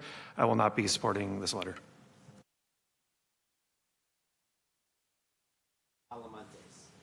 Thank you so much, Mayor. So I just want to start off with Cheryl Hodge and planning team. Thank you so much for all your work on this, attending all the community meetings, county meetings, listening, and the briefings. I know Councilmember Kaplan and I share a lot of Natomas, and every single month we get updates on this project along with all the other ones that you covered in your presentation. So you probably dream about habitat conservation plans, numbers, and land use at night, but just thank you so much for all your work that you do. You're valued here in the city of Sacramento. I do want to start off with reading out loud the 2002 MOU signed by both the city and the county Board of Supervisors. Two people that signed this are here in this room today. The city, rather than the county, is the appropriate agent for planning new growth in Natomas and can better provide a full range of municipal services. The county is the appropriate agent for preserving open space, agricultural, and rural land uses. I know some have said that they don't take this as legally binding, but for me, I absolutely take it very seriously because it was a resolution that was adopted by two bodies of government. If we in the county agree on something, I mean, that's great for the residents of Natomas. That's great for the residents of Sacramento.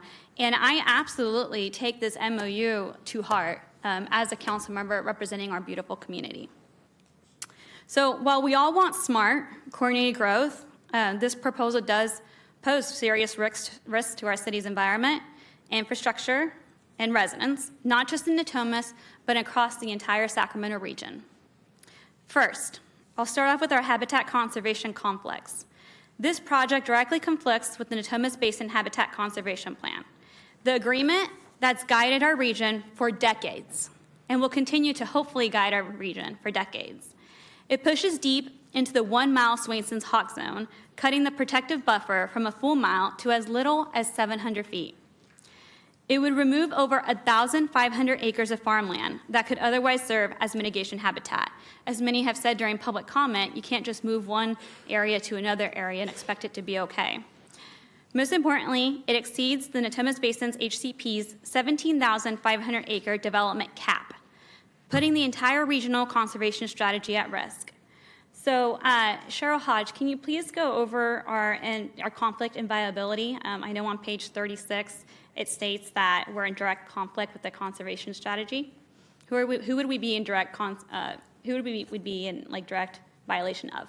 Who are our agency partners? Okay. Well, as proposed, it would be in direct conflict with the adopted Habitat Conservation Plan, which was agreed to by the City of Sacramento, Sutter County, California Department of Fish and Wildlife, the federal agency, U.S. Fish and Wildlife Service, and our operator who acts on behalf of the Habitat Conservation parties, the Natomas Basin Conservancy.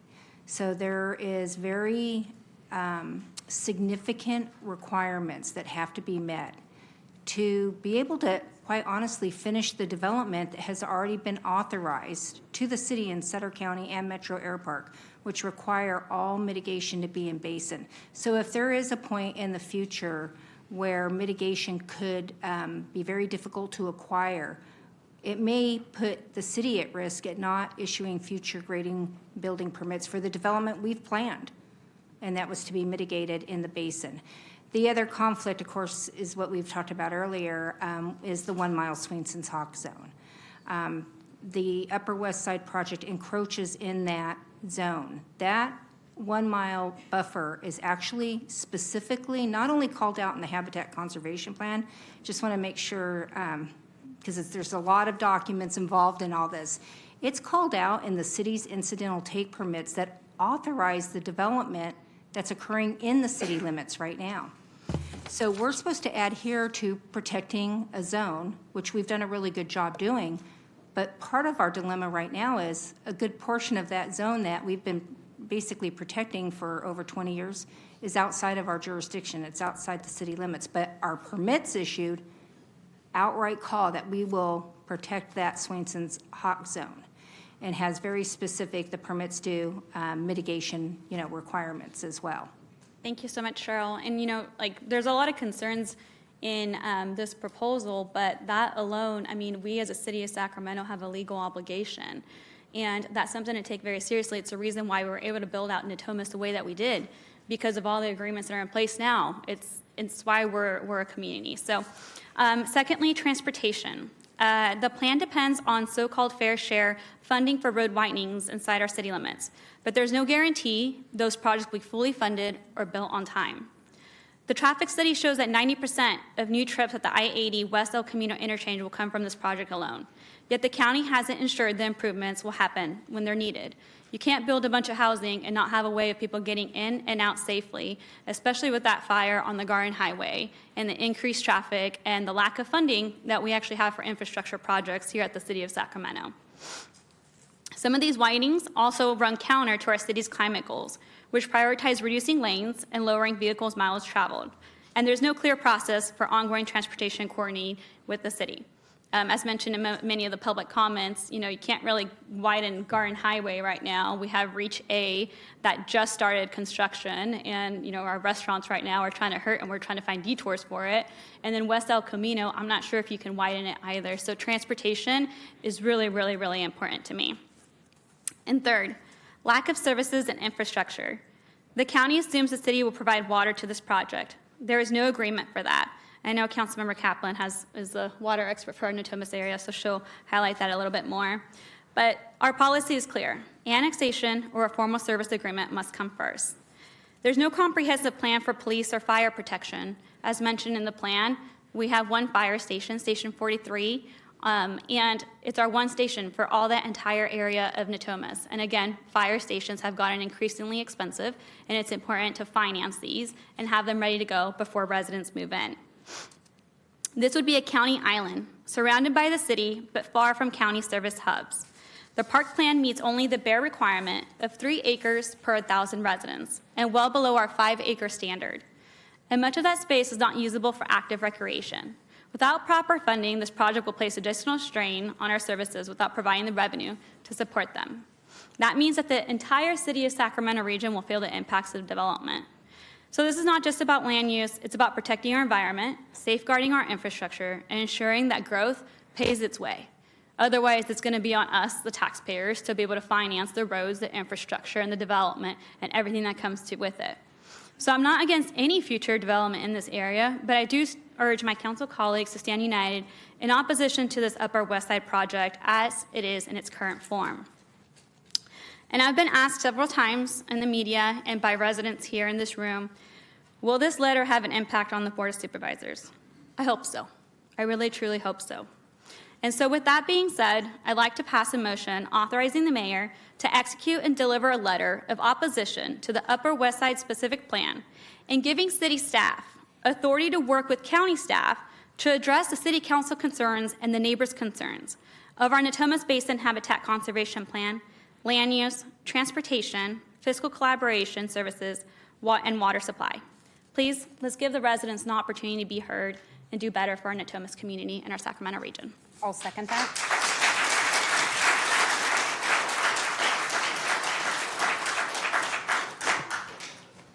We do have a motion and a second on that. Councilmember Kaplan. Thank you, Mayor. I want to take just a brief detour, since it was brought up by public comment, to say this in front of my colleagues because it's something you're going to have to address. And let me make very clear, because I now have an audience of Natomas residents, of why I have to legally recuse myself from Airport South. It is state law. And while some may be okay with a felon as a president, I don't wish to publicly take action so that you have a felon council member. Specifically, I got an independent from the FPPC analysis because I live in Westlake.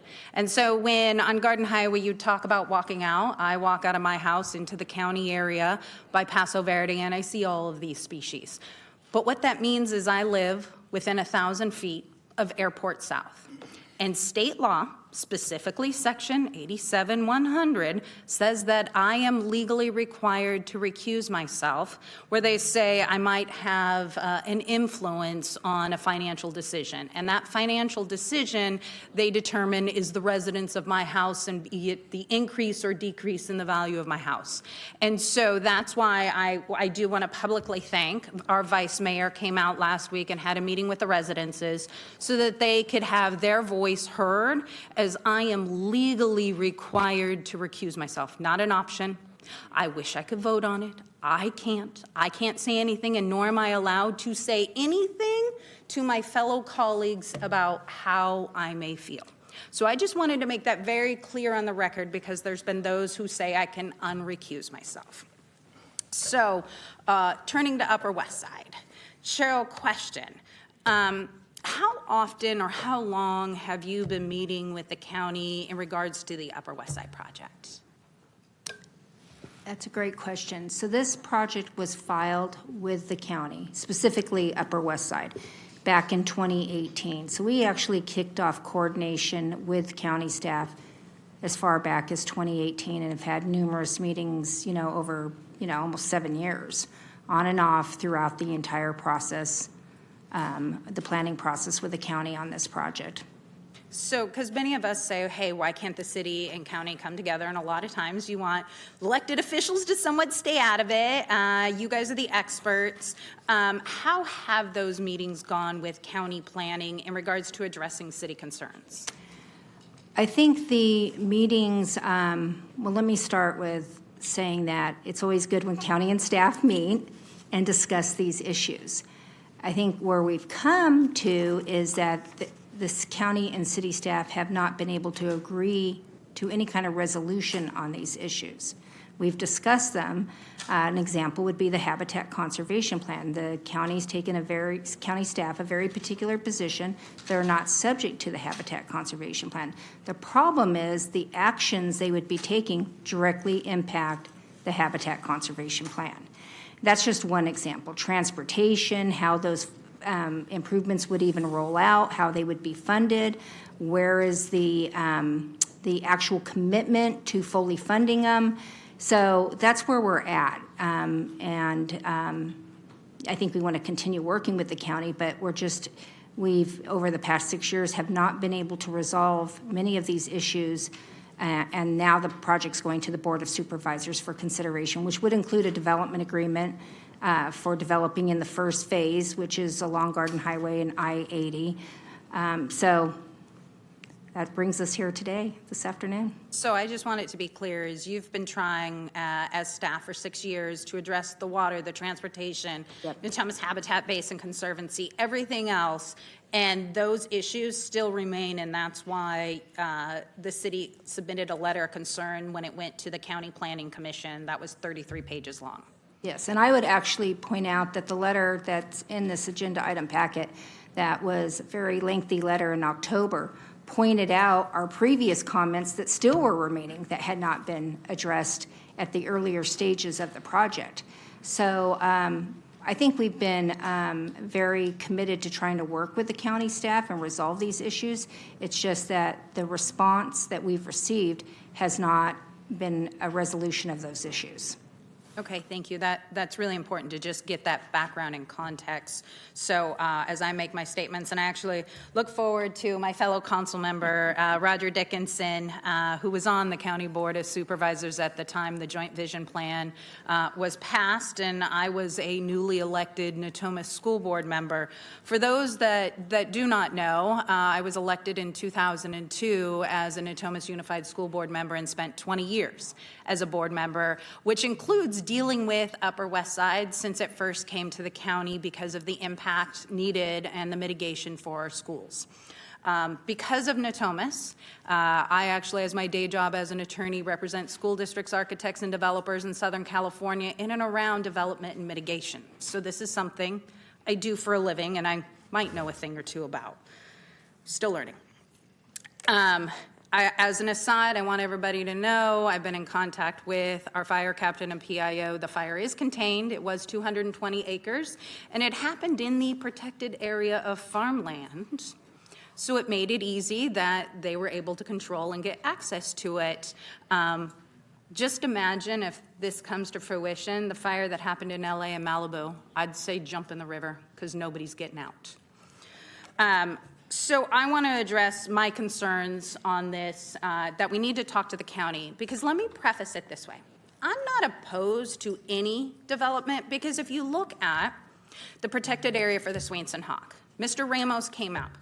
If you know the area around where the truck stop, that probably next to a freeway, next to a truck stop, is not viable-esque farmland. So let's look at reasonable development in the area that is outside the Swainson Hawk habitat. That's a conversation we can have to do our part.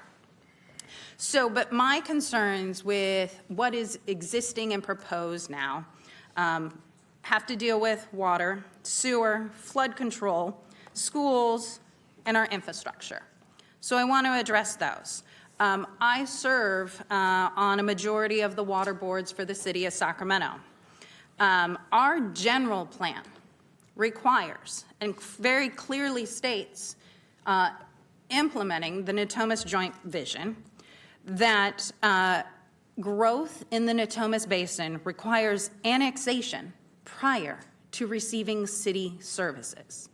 City services means water, connection to our sewer lines. We have in certain areas where our sewer lines are over 100 years old. The current EIR does not address, do we need to, one, do they have capacity? Two, what would the cost be to upgrade if it doesn't have capacity? And who is paying for that infrastructure upgrades? Because believe it or not, I think we already have several $1 billion in infrastructure backlog. So I'm not sure where that's going to come in. And we all don't want that flow to go somewhere. Water. Water is a serious issue. We are the Natomas flood basin. If you look at how Natomas was master planned with Heather Fargo, Ray Trethewey, Supervisor Roger Dickinson, and you live in Natomas, all of our parks are a flood mitigation basin. All of our canals, RD 1000, flood mitigation. Where is the water going? You look at, as you head to Woodland, that is farmland, flood mitigation. The boot is basin flood mitigation. And by the way, it took an act of Congress to get Station 43 because it's in a flood zone and had to be built higher. And the firefighters, in order to get it approved, had to have their living quarters in the second floor. So think about that. Federally approved fire station that exists. For them to be protected, they had to have their where they slept on the second floor. So are we going to build there and build all the residents up as high so they're out of the flood area? So I'm trying to look at common sense that these are the questions, because when you look at smart development, these are the questions you have to ask. And I'm of mind where I did watch the 5 hours of the county planning meeting, and I was disappointed with some of the representation. There is not a water agreement with the city, nor should we ever make assumptions, because we all know what assumptions mean. They make an ass of you and me. So let's not assume. Plus, the EIR says there's 3 alternatives for water, but they don't fully analyze all 3 alternates, and are they viable? And if a development was to occur, how many residents could it really hold? And what does that mean? Because I believe, and correct me wrong if I'm wrong, Cheryl, when we look at plans and approve them, pretty much we know all the issues are resolved before it comes to council for approval. Am I correct in that? So if such an issue or plan was in the city, we'd already have water addressed, sewer addressed, transportation addressed. So you would not, as city staff, bring us a plan that says, we'll figure it out later, correct? Okay, I just want to make sure that there's an understanding between the difference of the city and the county, and that's why I think very smartly the Natomas Joint Vision says development rightly occurs in the city, and we must protect the farmland. Also, on sewer, it says, how do we fund and construct a sewer pump station and force main? I am really, really, really concerned about infrastructure. The cost of how to build it, and is it going to be put on the county or the city, really concerns me, because I will tell you this. If you've ever been down El Centro, and many of us have because the Strawberry Lady is where you go, and by the way, she won at the California State Fair for the best strawberries, just fact, that I remember as a school board member, just south of San Juan, a young boy lost his life riding his bike home from school. And only then did the county upgrade El Centro to include a bike lane. If this goes through, how many people are going to have to lose their life before infrastructure is added? So that is a concern of mine. Truly, the lack of adequate evaluation of capacity. For one, our water system and our sewer system. And I believe these issues should be hammered out before anything moves forward, because in reality, the city and the county should work together. I want to work together. I want to have these discussions. I want to enable our staff to figure this out so that something reasonable can come forward. Putting on my 20 years experience as a school board member, as an attorney, as an advisor to school districts and developers, it is a concern of mine that there is no signed mitigation agreement. There was representation that things were good with the school district. They are not. They have not signed anything. They are being pressured to sign something before it goes to the County Board of Supervisors. The cost and impact of 3 K-8 schools and the cost of a portion of the high school, which I was part of Natomas Unified when we bought land off of San Juan to build a 3rd high school. That 3rd high school needs to be built now. Not even with this development. That high school needs to be built now. And that's going to be minimum, and I'm undervaluing this, $700 million. More than likely, $800 million. And for funding and the mitigation that developers have to give to schools, it comes from our school facility plan. And that's why when you see on the ballot sometimes they talk about school construction bonds, because school districts generally have to have the money and then the state matches it. They always say with new construction, you get 50% down and 50% state match. It's like maybe 25, 30% you get back from the state because the cost of construction of schools has skyrocketed. From the point of when flood moratorium lifted and we built a K-8 in Natomas, 32 million. Next one was 45. Next one was 60 million. They're now 88 million. And that's since like 2018. So that's the cost minimum now to meet the specs. Like we have a general plan. School districts have a general plan, and the specs to meet the standards that our Natomas community expects in the construction of our schools, which, by the way, we build the greenest schools in California, is a minimum of $88 million per K-8. And what people don't realize is that the school district must purchase the land. And not always do developers work honestly with school districts and give us a fair deal on that cost. Come on, look at Paso Verde and being in litigation for 7 years on false misrepresentations of Natomas Unified overpaid by half to purchase Paso Verde because people defrauded us. So, we also have to stand up for Natomas Unified here, because I will tell you as a Natomas school board member, I was often frustrated that we were left to try and figure things out instead of the city working with us.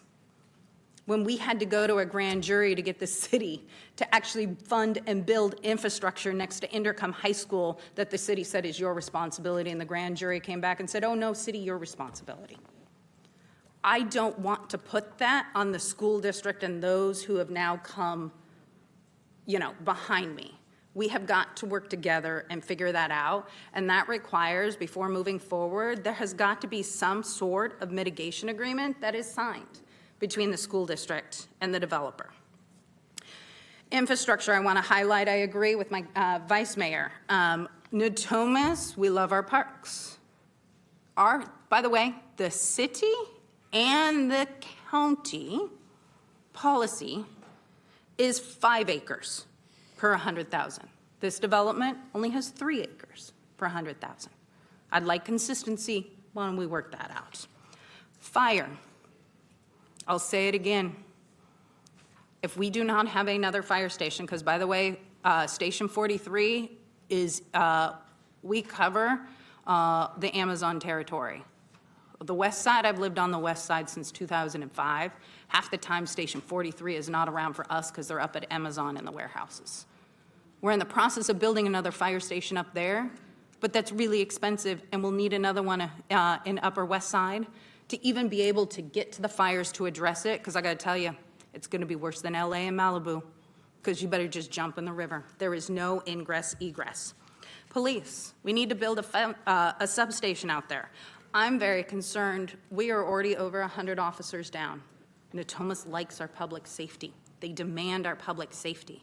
How are we supposed to keep that when we can't even fund and find another 25 officers? And this area is in the county.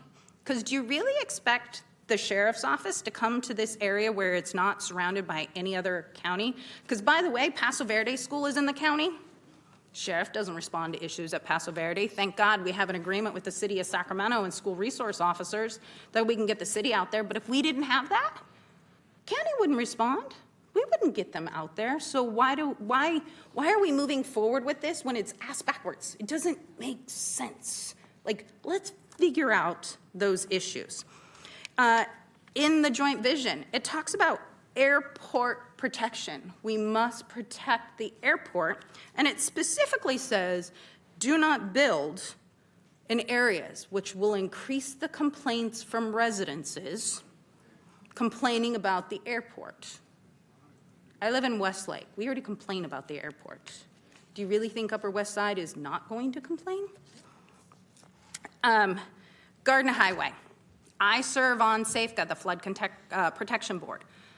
Congresswoman Matsui has gotten us billions of dollars to upgrade our levees so that building can continue in Natomas. Because if you remember, we went through and up and down, and there was a flood moratorium, and I can tell you, at the time I was a school board member, we were growing by thousands of students We couldn't put additional portables down. We actually had to rent commercial space to put kids in there because of the flood moratorium. If we don't meet the Army Corps of Engineers standards, one, schools can't get built. So how do we handle that? And two, we're going backwards. So billions have been spent along Garden Highway. Y'all know this. You experience this every day. But it bought land to the east, because to the west is the river and your houses.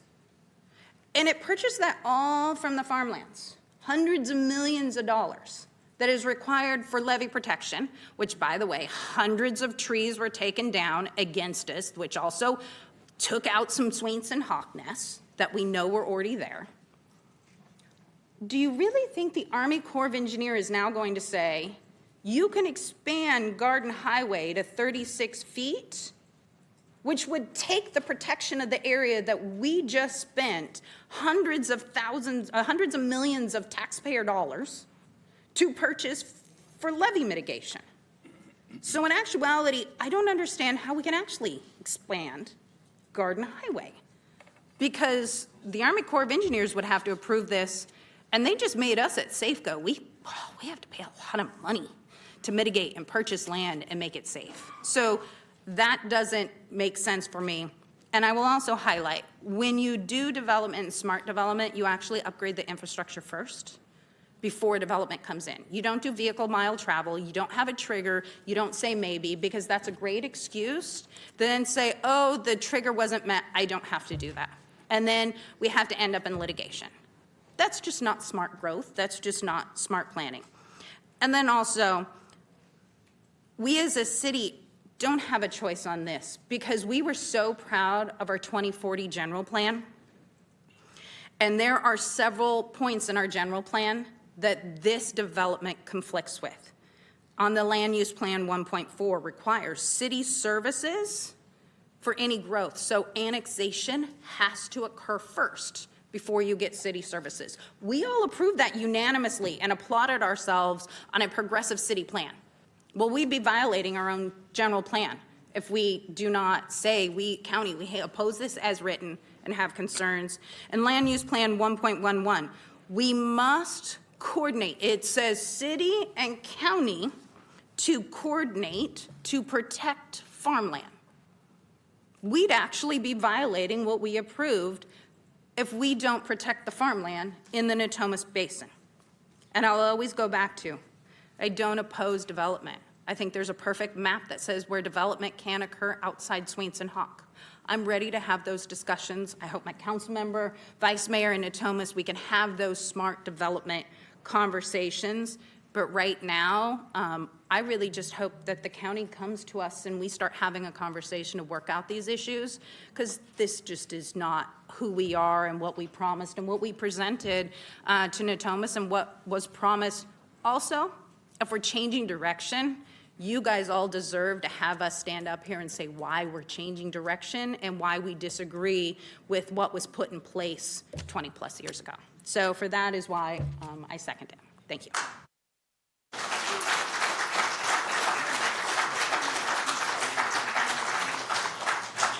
Councilmember Dickinson.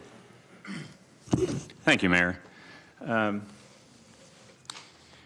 I suppose this is a circumstance in which I have sat and am now sitting on both sides of the table. Not particularly the position I expected to find myself in, but that's okay. That's the way it works. I would have to say at the outset that if there's a silver lining to this afternoon, as far as I'm concerned, one way or the other, it's getting to see so many people from Garden Highway that I once represented for almost 2 decades, and it's nice to see a lot of those faces and friends. The history of Natomas is remarkable in many ways, and it is incalculable how Natomas is so often, especially over the last 3 decades, so often ground zero for our discussions of so many different important and significant issues in our collective county, urban, regional network. when I think about the work we did in the early 2000s to arrive at the joint vision, it was not an easy undertaking. It took a lot of demanding give and take. It took a lot of discussions. It took a lot of recognition of different civic and other interests that the two jurisdictions in that case had, the City of Sacramento and the County of Sacramento, but also including Sutter County as well. And there's a reason why the Habitat Conservation Plan is an agreement between Sutter County and the City of Sacramento as local agencies with the state and federal fish and wildlife agencies, and the County of Sacramento is not a party to it because it was not contemplated that any mitigation by the county would be necessary, since the county was going to be the agent of preservation of agricultural land, principally. So there was going to be no necessity for the county to mitigate the effects of development, and that is an integral part of the structure of what we have assumed would be in application to the Natomas Basin, I think, if not in perpetuity, for as long as any of us would be around to think about it, talk about it, decide what was in the best interest of all the different elements of how we treat the Natomas Basin. Now, I have to say, from a personal standpoint, I haven't opposed all development in Natomas outside the city of Sacramento, including Metro Air Park. It's very nice to see Dan Ramos here and think about the work we did to lay the foundation for Metro Air Park, which is now, I think, a major asset to our region. I supported the development of what we called at the time Greenbrier, but through annexation to the city, because that's what made sense under the joint vision, and that's what gave us the linkage that will one day, and I am committed eternally to this, one day bring us light rail to our international airport. The argument that we need this expansion in order to accommodate housing which is in severely short supply, I think is appealing on the face of it, on the surface, but doesn't stand up from my point of view, because we have more than enough capacity to accommodate the housing we need within the already existing footprint of the urbanized area of the city and the county.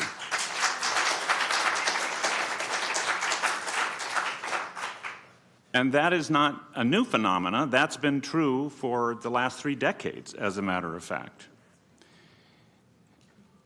I think the reality is that very large expansion in Natomas of urban nature, of an urban character, would actually work against our efforts that aren't exclusively, in my mind, only the cities, but also the counties, to encourage infill development, to take advantage of the transportation corridors that we already have, to minimize the vehicle miles traveled and the greenhouse gas emissions that we must. We need to achieve a 19% reduction in greenhouse gas emissions in order to satisfy our requirements under state law.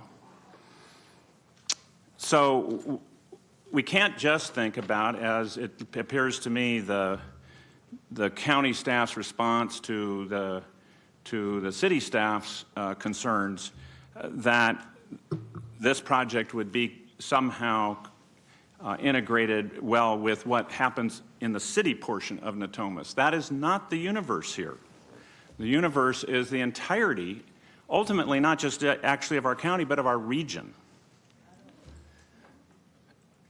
And when we take action that expands the urban footprint in a significant way, we undercut our own commitment, often made, to try to ensure that we have a livable, breathable future for the generations that follow us.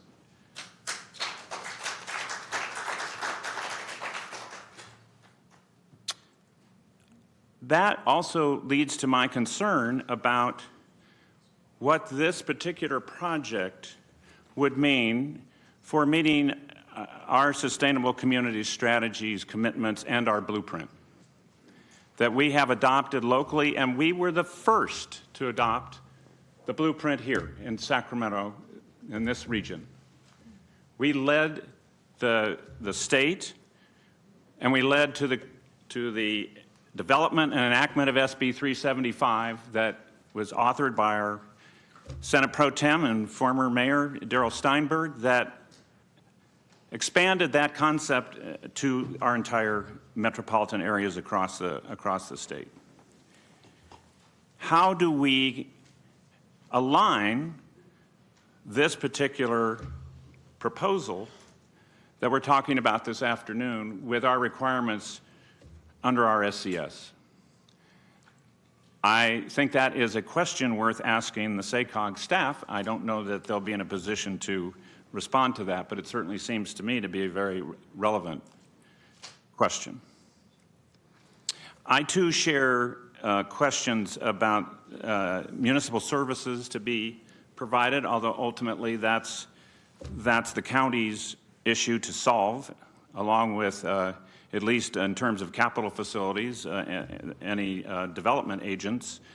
But I can't help but think that when I represented Natomas and someone on Garden Highway needed a deputy, that closest deputy was probably in Rio Linda, more than 30 minutes away.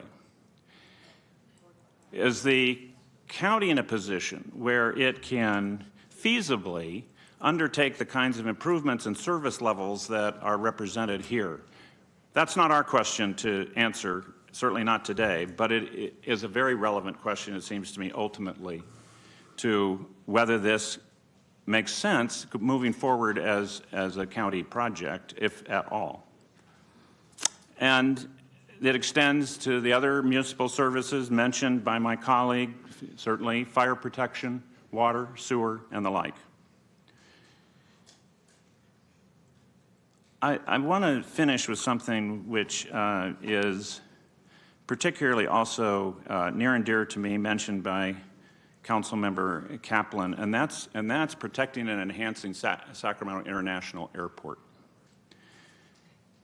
The airport, when I was a member of the Board of Supervisors, was in the district I represented, and so I took a great deal of interest in it, as had my colleagues before me on the board, and I'm sure as Supervisor Cernas does today. We have created a huge regional asset with Sacramento International.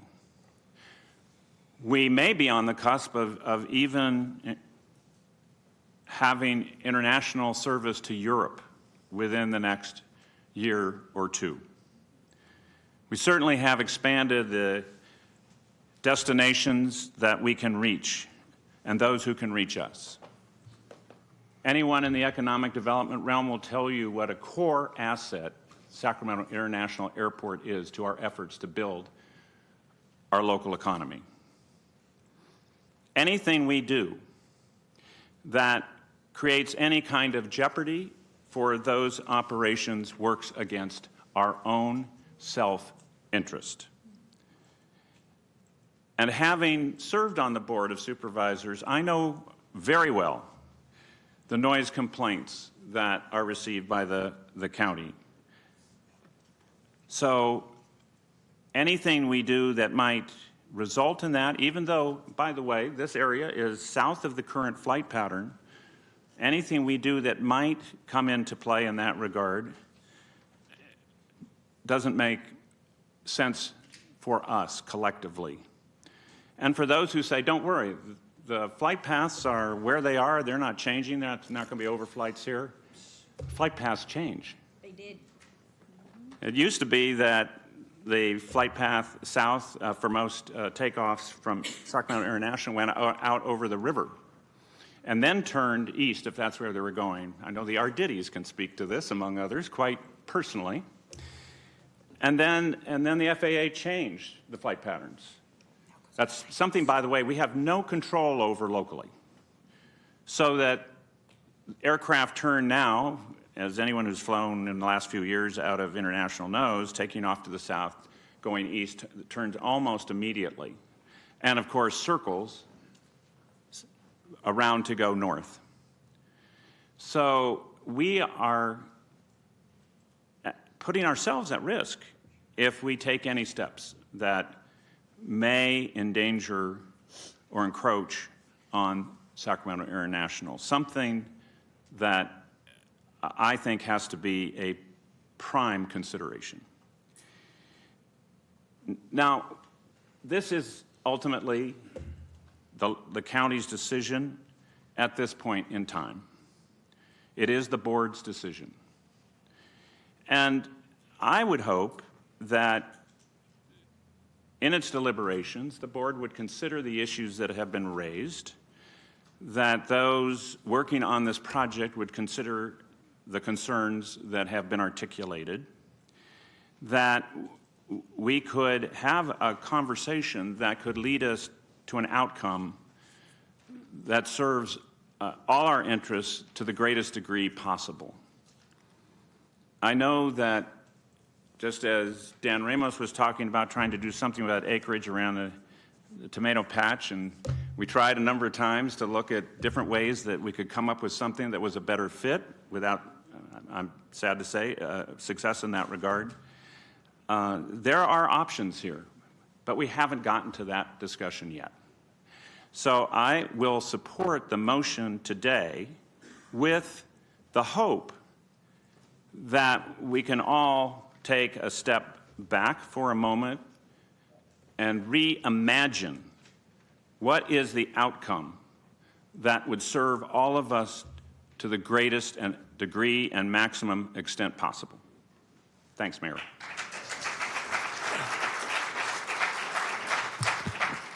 Thank you, Councilmember Vang.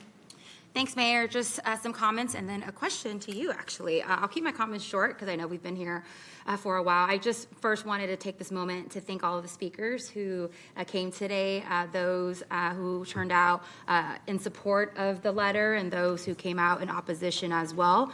What I will say is that North Sacramento definitely turns out for sure, and I really appreciate all of the passion from community members. And then I also wanted to take this time to just thank my colleagues in the North area as well for fighting for your community so fiercely and really holding space for your community to understand all of the concerns. I know that I'm in the South area, but I also know that all projects are interconnected. What happens in the North area impacts the South area and vice versa because of our shared city resources. And so I just really have a question for clarity. I think for me in particular, I've been a city council member for about a term now, and I have never had to vote collectively to proceed with a letter, but there is a first time for everything. I am in support of the letter, and I will be voting yes for the letter.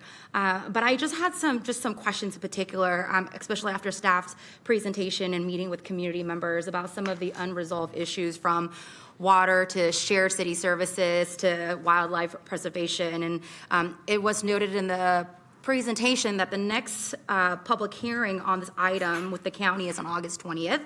And I just heard from Councilmember Dickinson that there may be some options on the table and us figuring a path forward if the Board of Soup so choose that direction. And so in addition to the letter that we're sending, I'm just curious, maybe this is for legal or like this is for the mayor, is that, you know, once we submit this letter, if it gets approved by this council, will we be reaching out to the chair, mayor, or I'm just curious, like, has anybody picked up a phone just to call? I'll address Okay, that later. yeah, so that's the only question I had. Yeah, I'll be voting yes in support of the letter. And I think for me, it's just, like, I hate that we have to be in this situation when we could be in partnership, right? I know that the mayor, the city, the mayor council, the city is going to be having a joint meeting later on this fall on homelessness and housing. And when things like this happen, it really just erode the trust of the public when, you know, public entities aren't working well together. And so I just want to say I hear that. I see that as I was listening to all the residents, and I also know my colleagues has done everything they can to reach out as well. And so I just want to thank them for their leadership. But I'm really hoping that once we vote to move forward with this letter, that we figure out a way to really have a pathway to communication and a pathway to true partnership, right? And that it shouldn't have to take a letter in opposition to hopefully get the attention of the county, and really looking forward to hopefully a true partnership after we submit this letter. And so those are all my comments, and perhaps Mayor can follow up with my question. But those are all my comments, and thank you so much. Thank you. Councilmember Guerra. Thank you, Mayor, and I'm recognizing it's 4:31 p.m. and we still have a closed session and a 5 o'clock meeting tonight. So I'll just thank our council members who very eloquently, I think, explained all the concerns we see here today, and also to my other fellow council member who recognize that we do have a regional challenge on housing that we have to meet. But I think the city staff, I think, portrayed today that the city has a very clear legal obligation through the Habitat Conservation Plan to respond to not only to the impacts to the existing residents and to the environment in the Natomas Basin, and a recognition that I heard today from many residents who see that they will have the amount of vehicles going through not only the arterial streets, the existing streets, but even in the world of ways through the local streets in their community. And those emissions can't be ignored. So it's important for us to, I think, recognize that those still are issues that we want to resolve. And I think, the motion here, as it was stated, gives the mayor the opportunity to engage quickly. And so with that, Mayor, I'll go ahead and support the motion here to send a letter of opposition to the County Board of Supervisors. Thank you, Mayor. Thank you. Councilmember Maple. Thank you, Mayor. I'll be very brief because my colleagues made a lot of the points that I would have made and much better than I would have. So I really appreciate that, the time that you spent looking into that. And then, of course, Roger Dickinson, who was there originally on the county side when this was going to play. I just wanted to share, for me, in the early 2000s, I lived on 4120 Garden Highway. And I remember getting a knock on our door and a piece of paper that showed how much water our house would be under if the levees broke. And that was very, very concerning to my family, to me. And I just recently watched, there's a new docuseries about Hurricane Katrina on Hulu, if anyone's interested in that. I watched that, and it was very eye-opening to me how quickly a city can go from what you think is relative safety to being, figuratively and literally underwater. And not having the appropriate plans in place to take care of that. And so, it's not lost on me that we're one of those very vulnerable cities. And so, I think about what these projects mean in the bigger context of all of that in terms of what was mentioned in congestion and safety. But something like that is very real. And there's still some unanswered questions, many unanswered questions from the city's perspective. So I'd love to see those answered, and hopefully they will be, should we send a letter. The other thing I wanted to mention is also about cars and vehicle miles traveled. You've got almost 10,000 new proposed units, and as of right now, most people have at least a car, if not two. And we think about adding those vehicles to the roadways, adding and not having a robust plan for public transit. I know that Councilmember Kaplan screams from the rooftops all the time about the lack of public transportation in the North Natomas and beyond, and that's very real. And so for me, I think any project of this size and nature should have a robust public transportation plan to get people where they need to go, whether that be downtown or somewhere else, and not relying on their vehicles, because I think that'd be pretty devastating to the plans that we have in place. And I, sit on the SACOG board, I sit on the Regional Transit Board, and so on, and those are very important topics to us. So I'll be supporting the letter today, and just want to thank the council members and the public.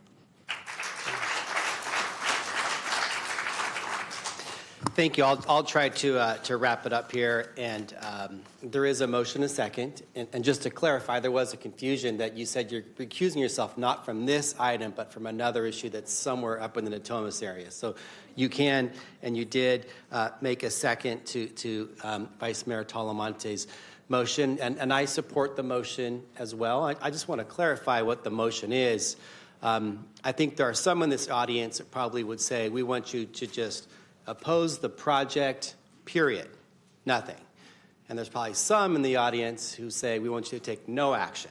Let the project continue with the county without the city meddling us all. But I, like the rest of the council, view that the city has an impact here. Our residents are surrounded by the area, and it was articulated over and over what these issues are by our representatives north of the river. So this letter is a letter of opposition, as Vice Mayor Talamante says, outlining our concerns, articulating that if these concerns are addressed, we're amenable to work on something up there on the Upper West Side, but these concerns nonetheless are real. So this is what the motion memorializes today. And there are plenty of legitimate questions. I'm not going to repeat them, and clearly there are not enough satisfactory answers.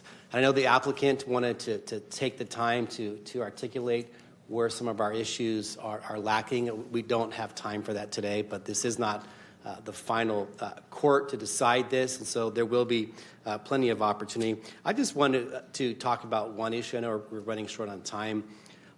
I was elected with you, Mayor Fargo, in 2000. Well, not with you, but I was elected in 2004 and was sworn in 2004, right when you were sworn in your second term as mayor, and the joint vision, I think, was adopted just a couple years earlier. So I've heard about this magical mile buffer for 25 years, and I know it's gospel for some people, and you know, we make changes here all the time. We make changes on our general plan amendment, so as far as I'm concerned, nothing is ever, forever, unless it's some of our core values that, you know, fundamental a lot of times, you know, federal issues and so forth. But on this, I do hear what Councilmember Pluckybaum says. Our key issues that we're addressing is not this in our society. It's housing and homelessness, really homelessness. And housing is linked to that. We need to build way more housing. And I concur, as Councilmember Dickinson said, there is plenty of infill land available to be developed, but for whatever reason, for the past 40 years, it's not being developed. Huge infrastructure costs, other issues, and we need to focus on more housing, not just for homelessness, but I'm deeply concerned about our next generation. You know, my 16-year-old, almost 17-year-old kids, are they going to have a place to live here in Sacramento or want to go away somewhere else where they can't afford? And so addressing more housing is priority, you know, right up there, 1 or 2. And as noted earlier, as Mr. Rambo said, this is 3.5 miles from City Hall right here, their state capitol. And so if you look at the map that Ms. Lamar posted, look at the 1 mile buffer, there are clearly some areas which I think are not sensitive habitat, prime for development. The land that Mr. Ramos alluded to next to the truck stop, the labor hall, that's right there next to a freeway, not far from downtown. But if you look just to the west of the 1 mile buffer, you know, at some point, is it kind of okay? Not okay. Clearly, 100, 200 feet from the levee is something that we would say no go. Even the applicant probably would say too close. But at what point, this is maybe a question that we'll answer later on with people, interested parties, but maybe a question to our city staff. This is not a legally binding, never can be adjusted 1 mile buffer. So are there areas along this corridor where we can take a look and there'll be an opportunity? We don't make the decision, but as far as us entertaining development within the 1 mile buffer. That is a great question. Really I asked appreciate the you. one question, Yeah. yes. It is legally binding. I'm sure our city attorney's office could weigh in on it as well. It is, we agreed to it as part of our adopted habitat conservation plan, but more importantly, we agreed to it to receive issued incidental take permits that allows for the development of 8,050 acres to the city of Sacramento. Sutter County agreed to the same thing. We agreed to it as part of not only those incidental agreements, incidental take permits, but as part of a settlement related to the lawsuit on the Habitat Conservation Plan. The wildlife agencies are holding us to that 1 mile buffer. We cannot, right, today, we would not be able to put rooftops in that 1 mile buffer without going through some significant process. So that's we, assuming that all the other. The city of Sacramento. Yeah, yes. assuming that all the other issues were addressed, and we have water issues, public safety, schools, fire, transportation, which are all legitimate, which are going to be outlined in our letter. And yes, Councilmember Vang, if and when we do this letter, we will submit it. We'll zero in on the issues that we think are still outstanding. In addition to taking a look where we wrote our letter in the fall, and we will meet with the county leadership to go over these issues. But assuming that the county went along, how could they legally do anything within the 1 mile buffer as well? Whether or not they were, a tenth of a mile in from that buffer or all the way to the levee? Well, they haven't got to that point because they haven't received any kind of approvals from the wildlife agencies. They will have to go through a process to be able to do that, and there's a direct conflict currently with the adopted issued permits to the city and Sutter County that the wildlife agencies agreed to also. So not just the city. hypothetically, I know we're Yeah. not the county, assuming that did, how would that happen? Kind of paint us a picture what the process would look like. I don't think that has been, I think there's probably different answers depending on who you ask. It could be that the wildlife agencies require the county to do a new habitat conservation plan to carefully look at it. They may require some kind of amendment to the city's habitat conservation plan and incidental take permits. We know, though, what's been approved by the wildlife agencies, and that is to be adhered to today, conflicts with what the county may want to do in that area. Although the county's not a party to it, the wildlife agencies are, and the city and Sutter County. So that would have to be somehow resolved before that development could proceed in that zone, in that protected zone. Okay, thank you for the clarification. With that concludes the questions from the council, and we do have a motion and a second to the item. All those in favor, please say aye. Aye. Any noes or abstentions? No. Hearing one, a no or an abstention? A no. A no. Item passes 8-1.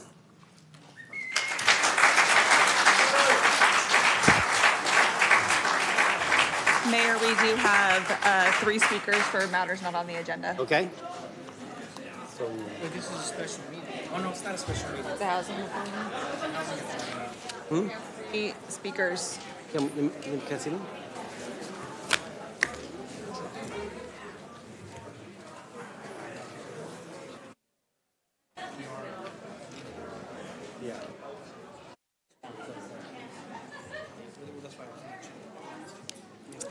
We have 3 speakers. Yeah, no. I was asking Marvin if you could read those to us. Okay. We do have 2 speakers for matters not on the agenda. Athol Wong and Linda Middlesworth. Are you still here?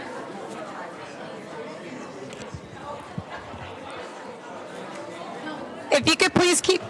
Are you Linda? Here we go. Okay.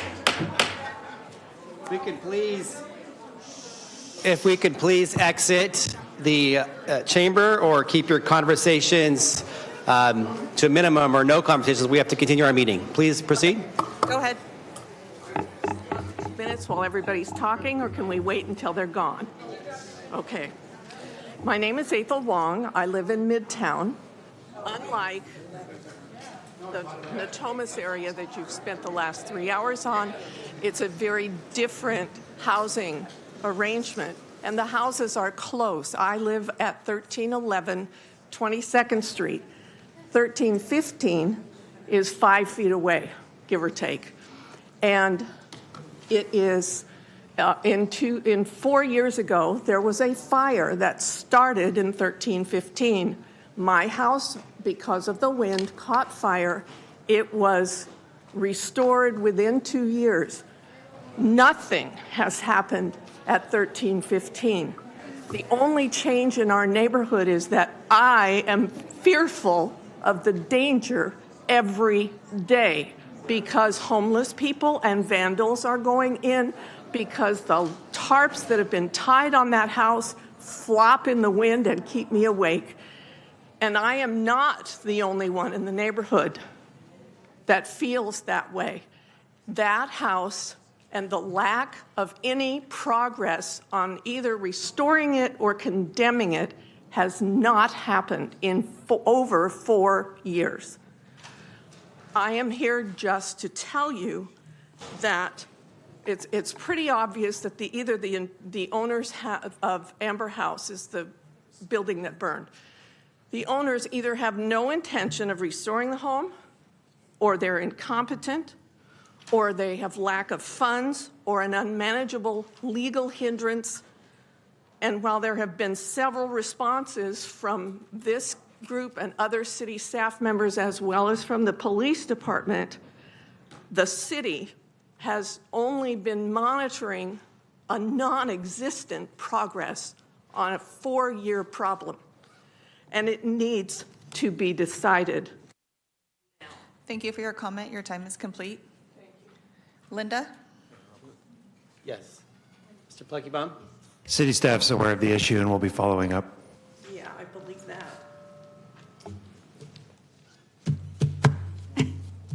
Go ahead, Linda. Hi, everybody. Thank you so much for sticking around this long. Mayor McCarthy and council members, I'm here to help Sacramento get healthier and have a more sustainable environment. He's handing out flyers for you. I'm a Food for Life instructor, a licensed Food for Life instructor for Dr. Neil Bernard, Physicians Committee for Responsible Medicine. I have been eating this way for 37 and a half years, and I've lived in Sacramento for 38. And it wasn't until I got to Sacramento that I got healthy. I would like Sacramentans to get healthy too. I'm here as a volunteer for the Plant-Based Treaty. It's a worldwide global campaign, nonprofit, and what they're doing is having governments sign on to this, as well as cities. We've had like over 1,000 elected officials take on this plant-based treaty. We have 44 governments around the world who have adopted this plant-based treaty. It will help us get more plant-based options into our city. We are the capital. We need to be leaders in sustainability and healthy clients here. Healthy Sacramentans like me now. I'm 81, I'm healthy, okay? I was very sick with cancer and heart disease and everything before. I have no longer any of that because I changed to a plant-based food system. I would like to help the Sacramentans do that. Hollywood has adopted the treaty. West Hollywood has adopted the treaty. We need to be an example here in Sacramento as the capital of Sacramento.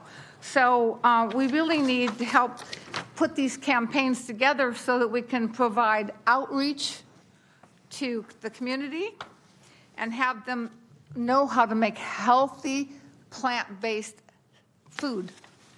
They need to know how to make it and do it, and I can help with that. Thank you for your comment. Your time is complete. Thank you for your comment. Campaign with plant-based treaty. Thank you for your comment. Your time is complete. Your time is complete. Thank you. Thank you. Mayor, we have a closed session to adjourn to. Yes, thank you. Let's please adjourn to closed session. We'll now adjourn to a special meeting for the purpose of a closed session. We have a quorum of council members in chambers. There is one item on the agenda.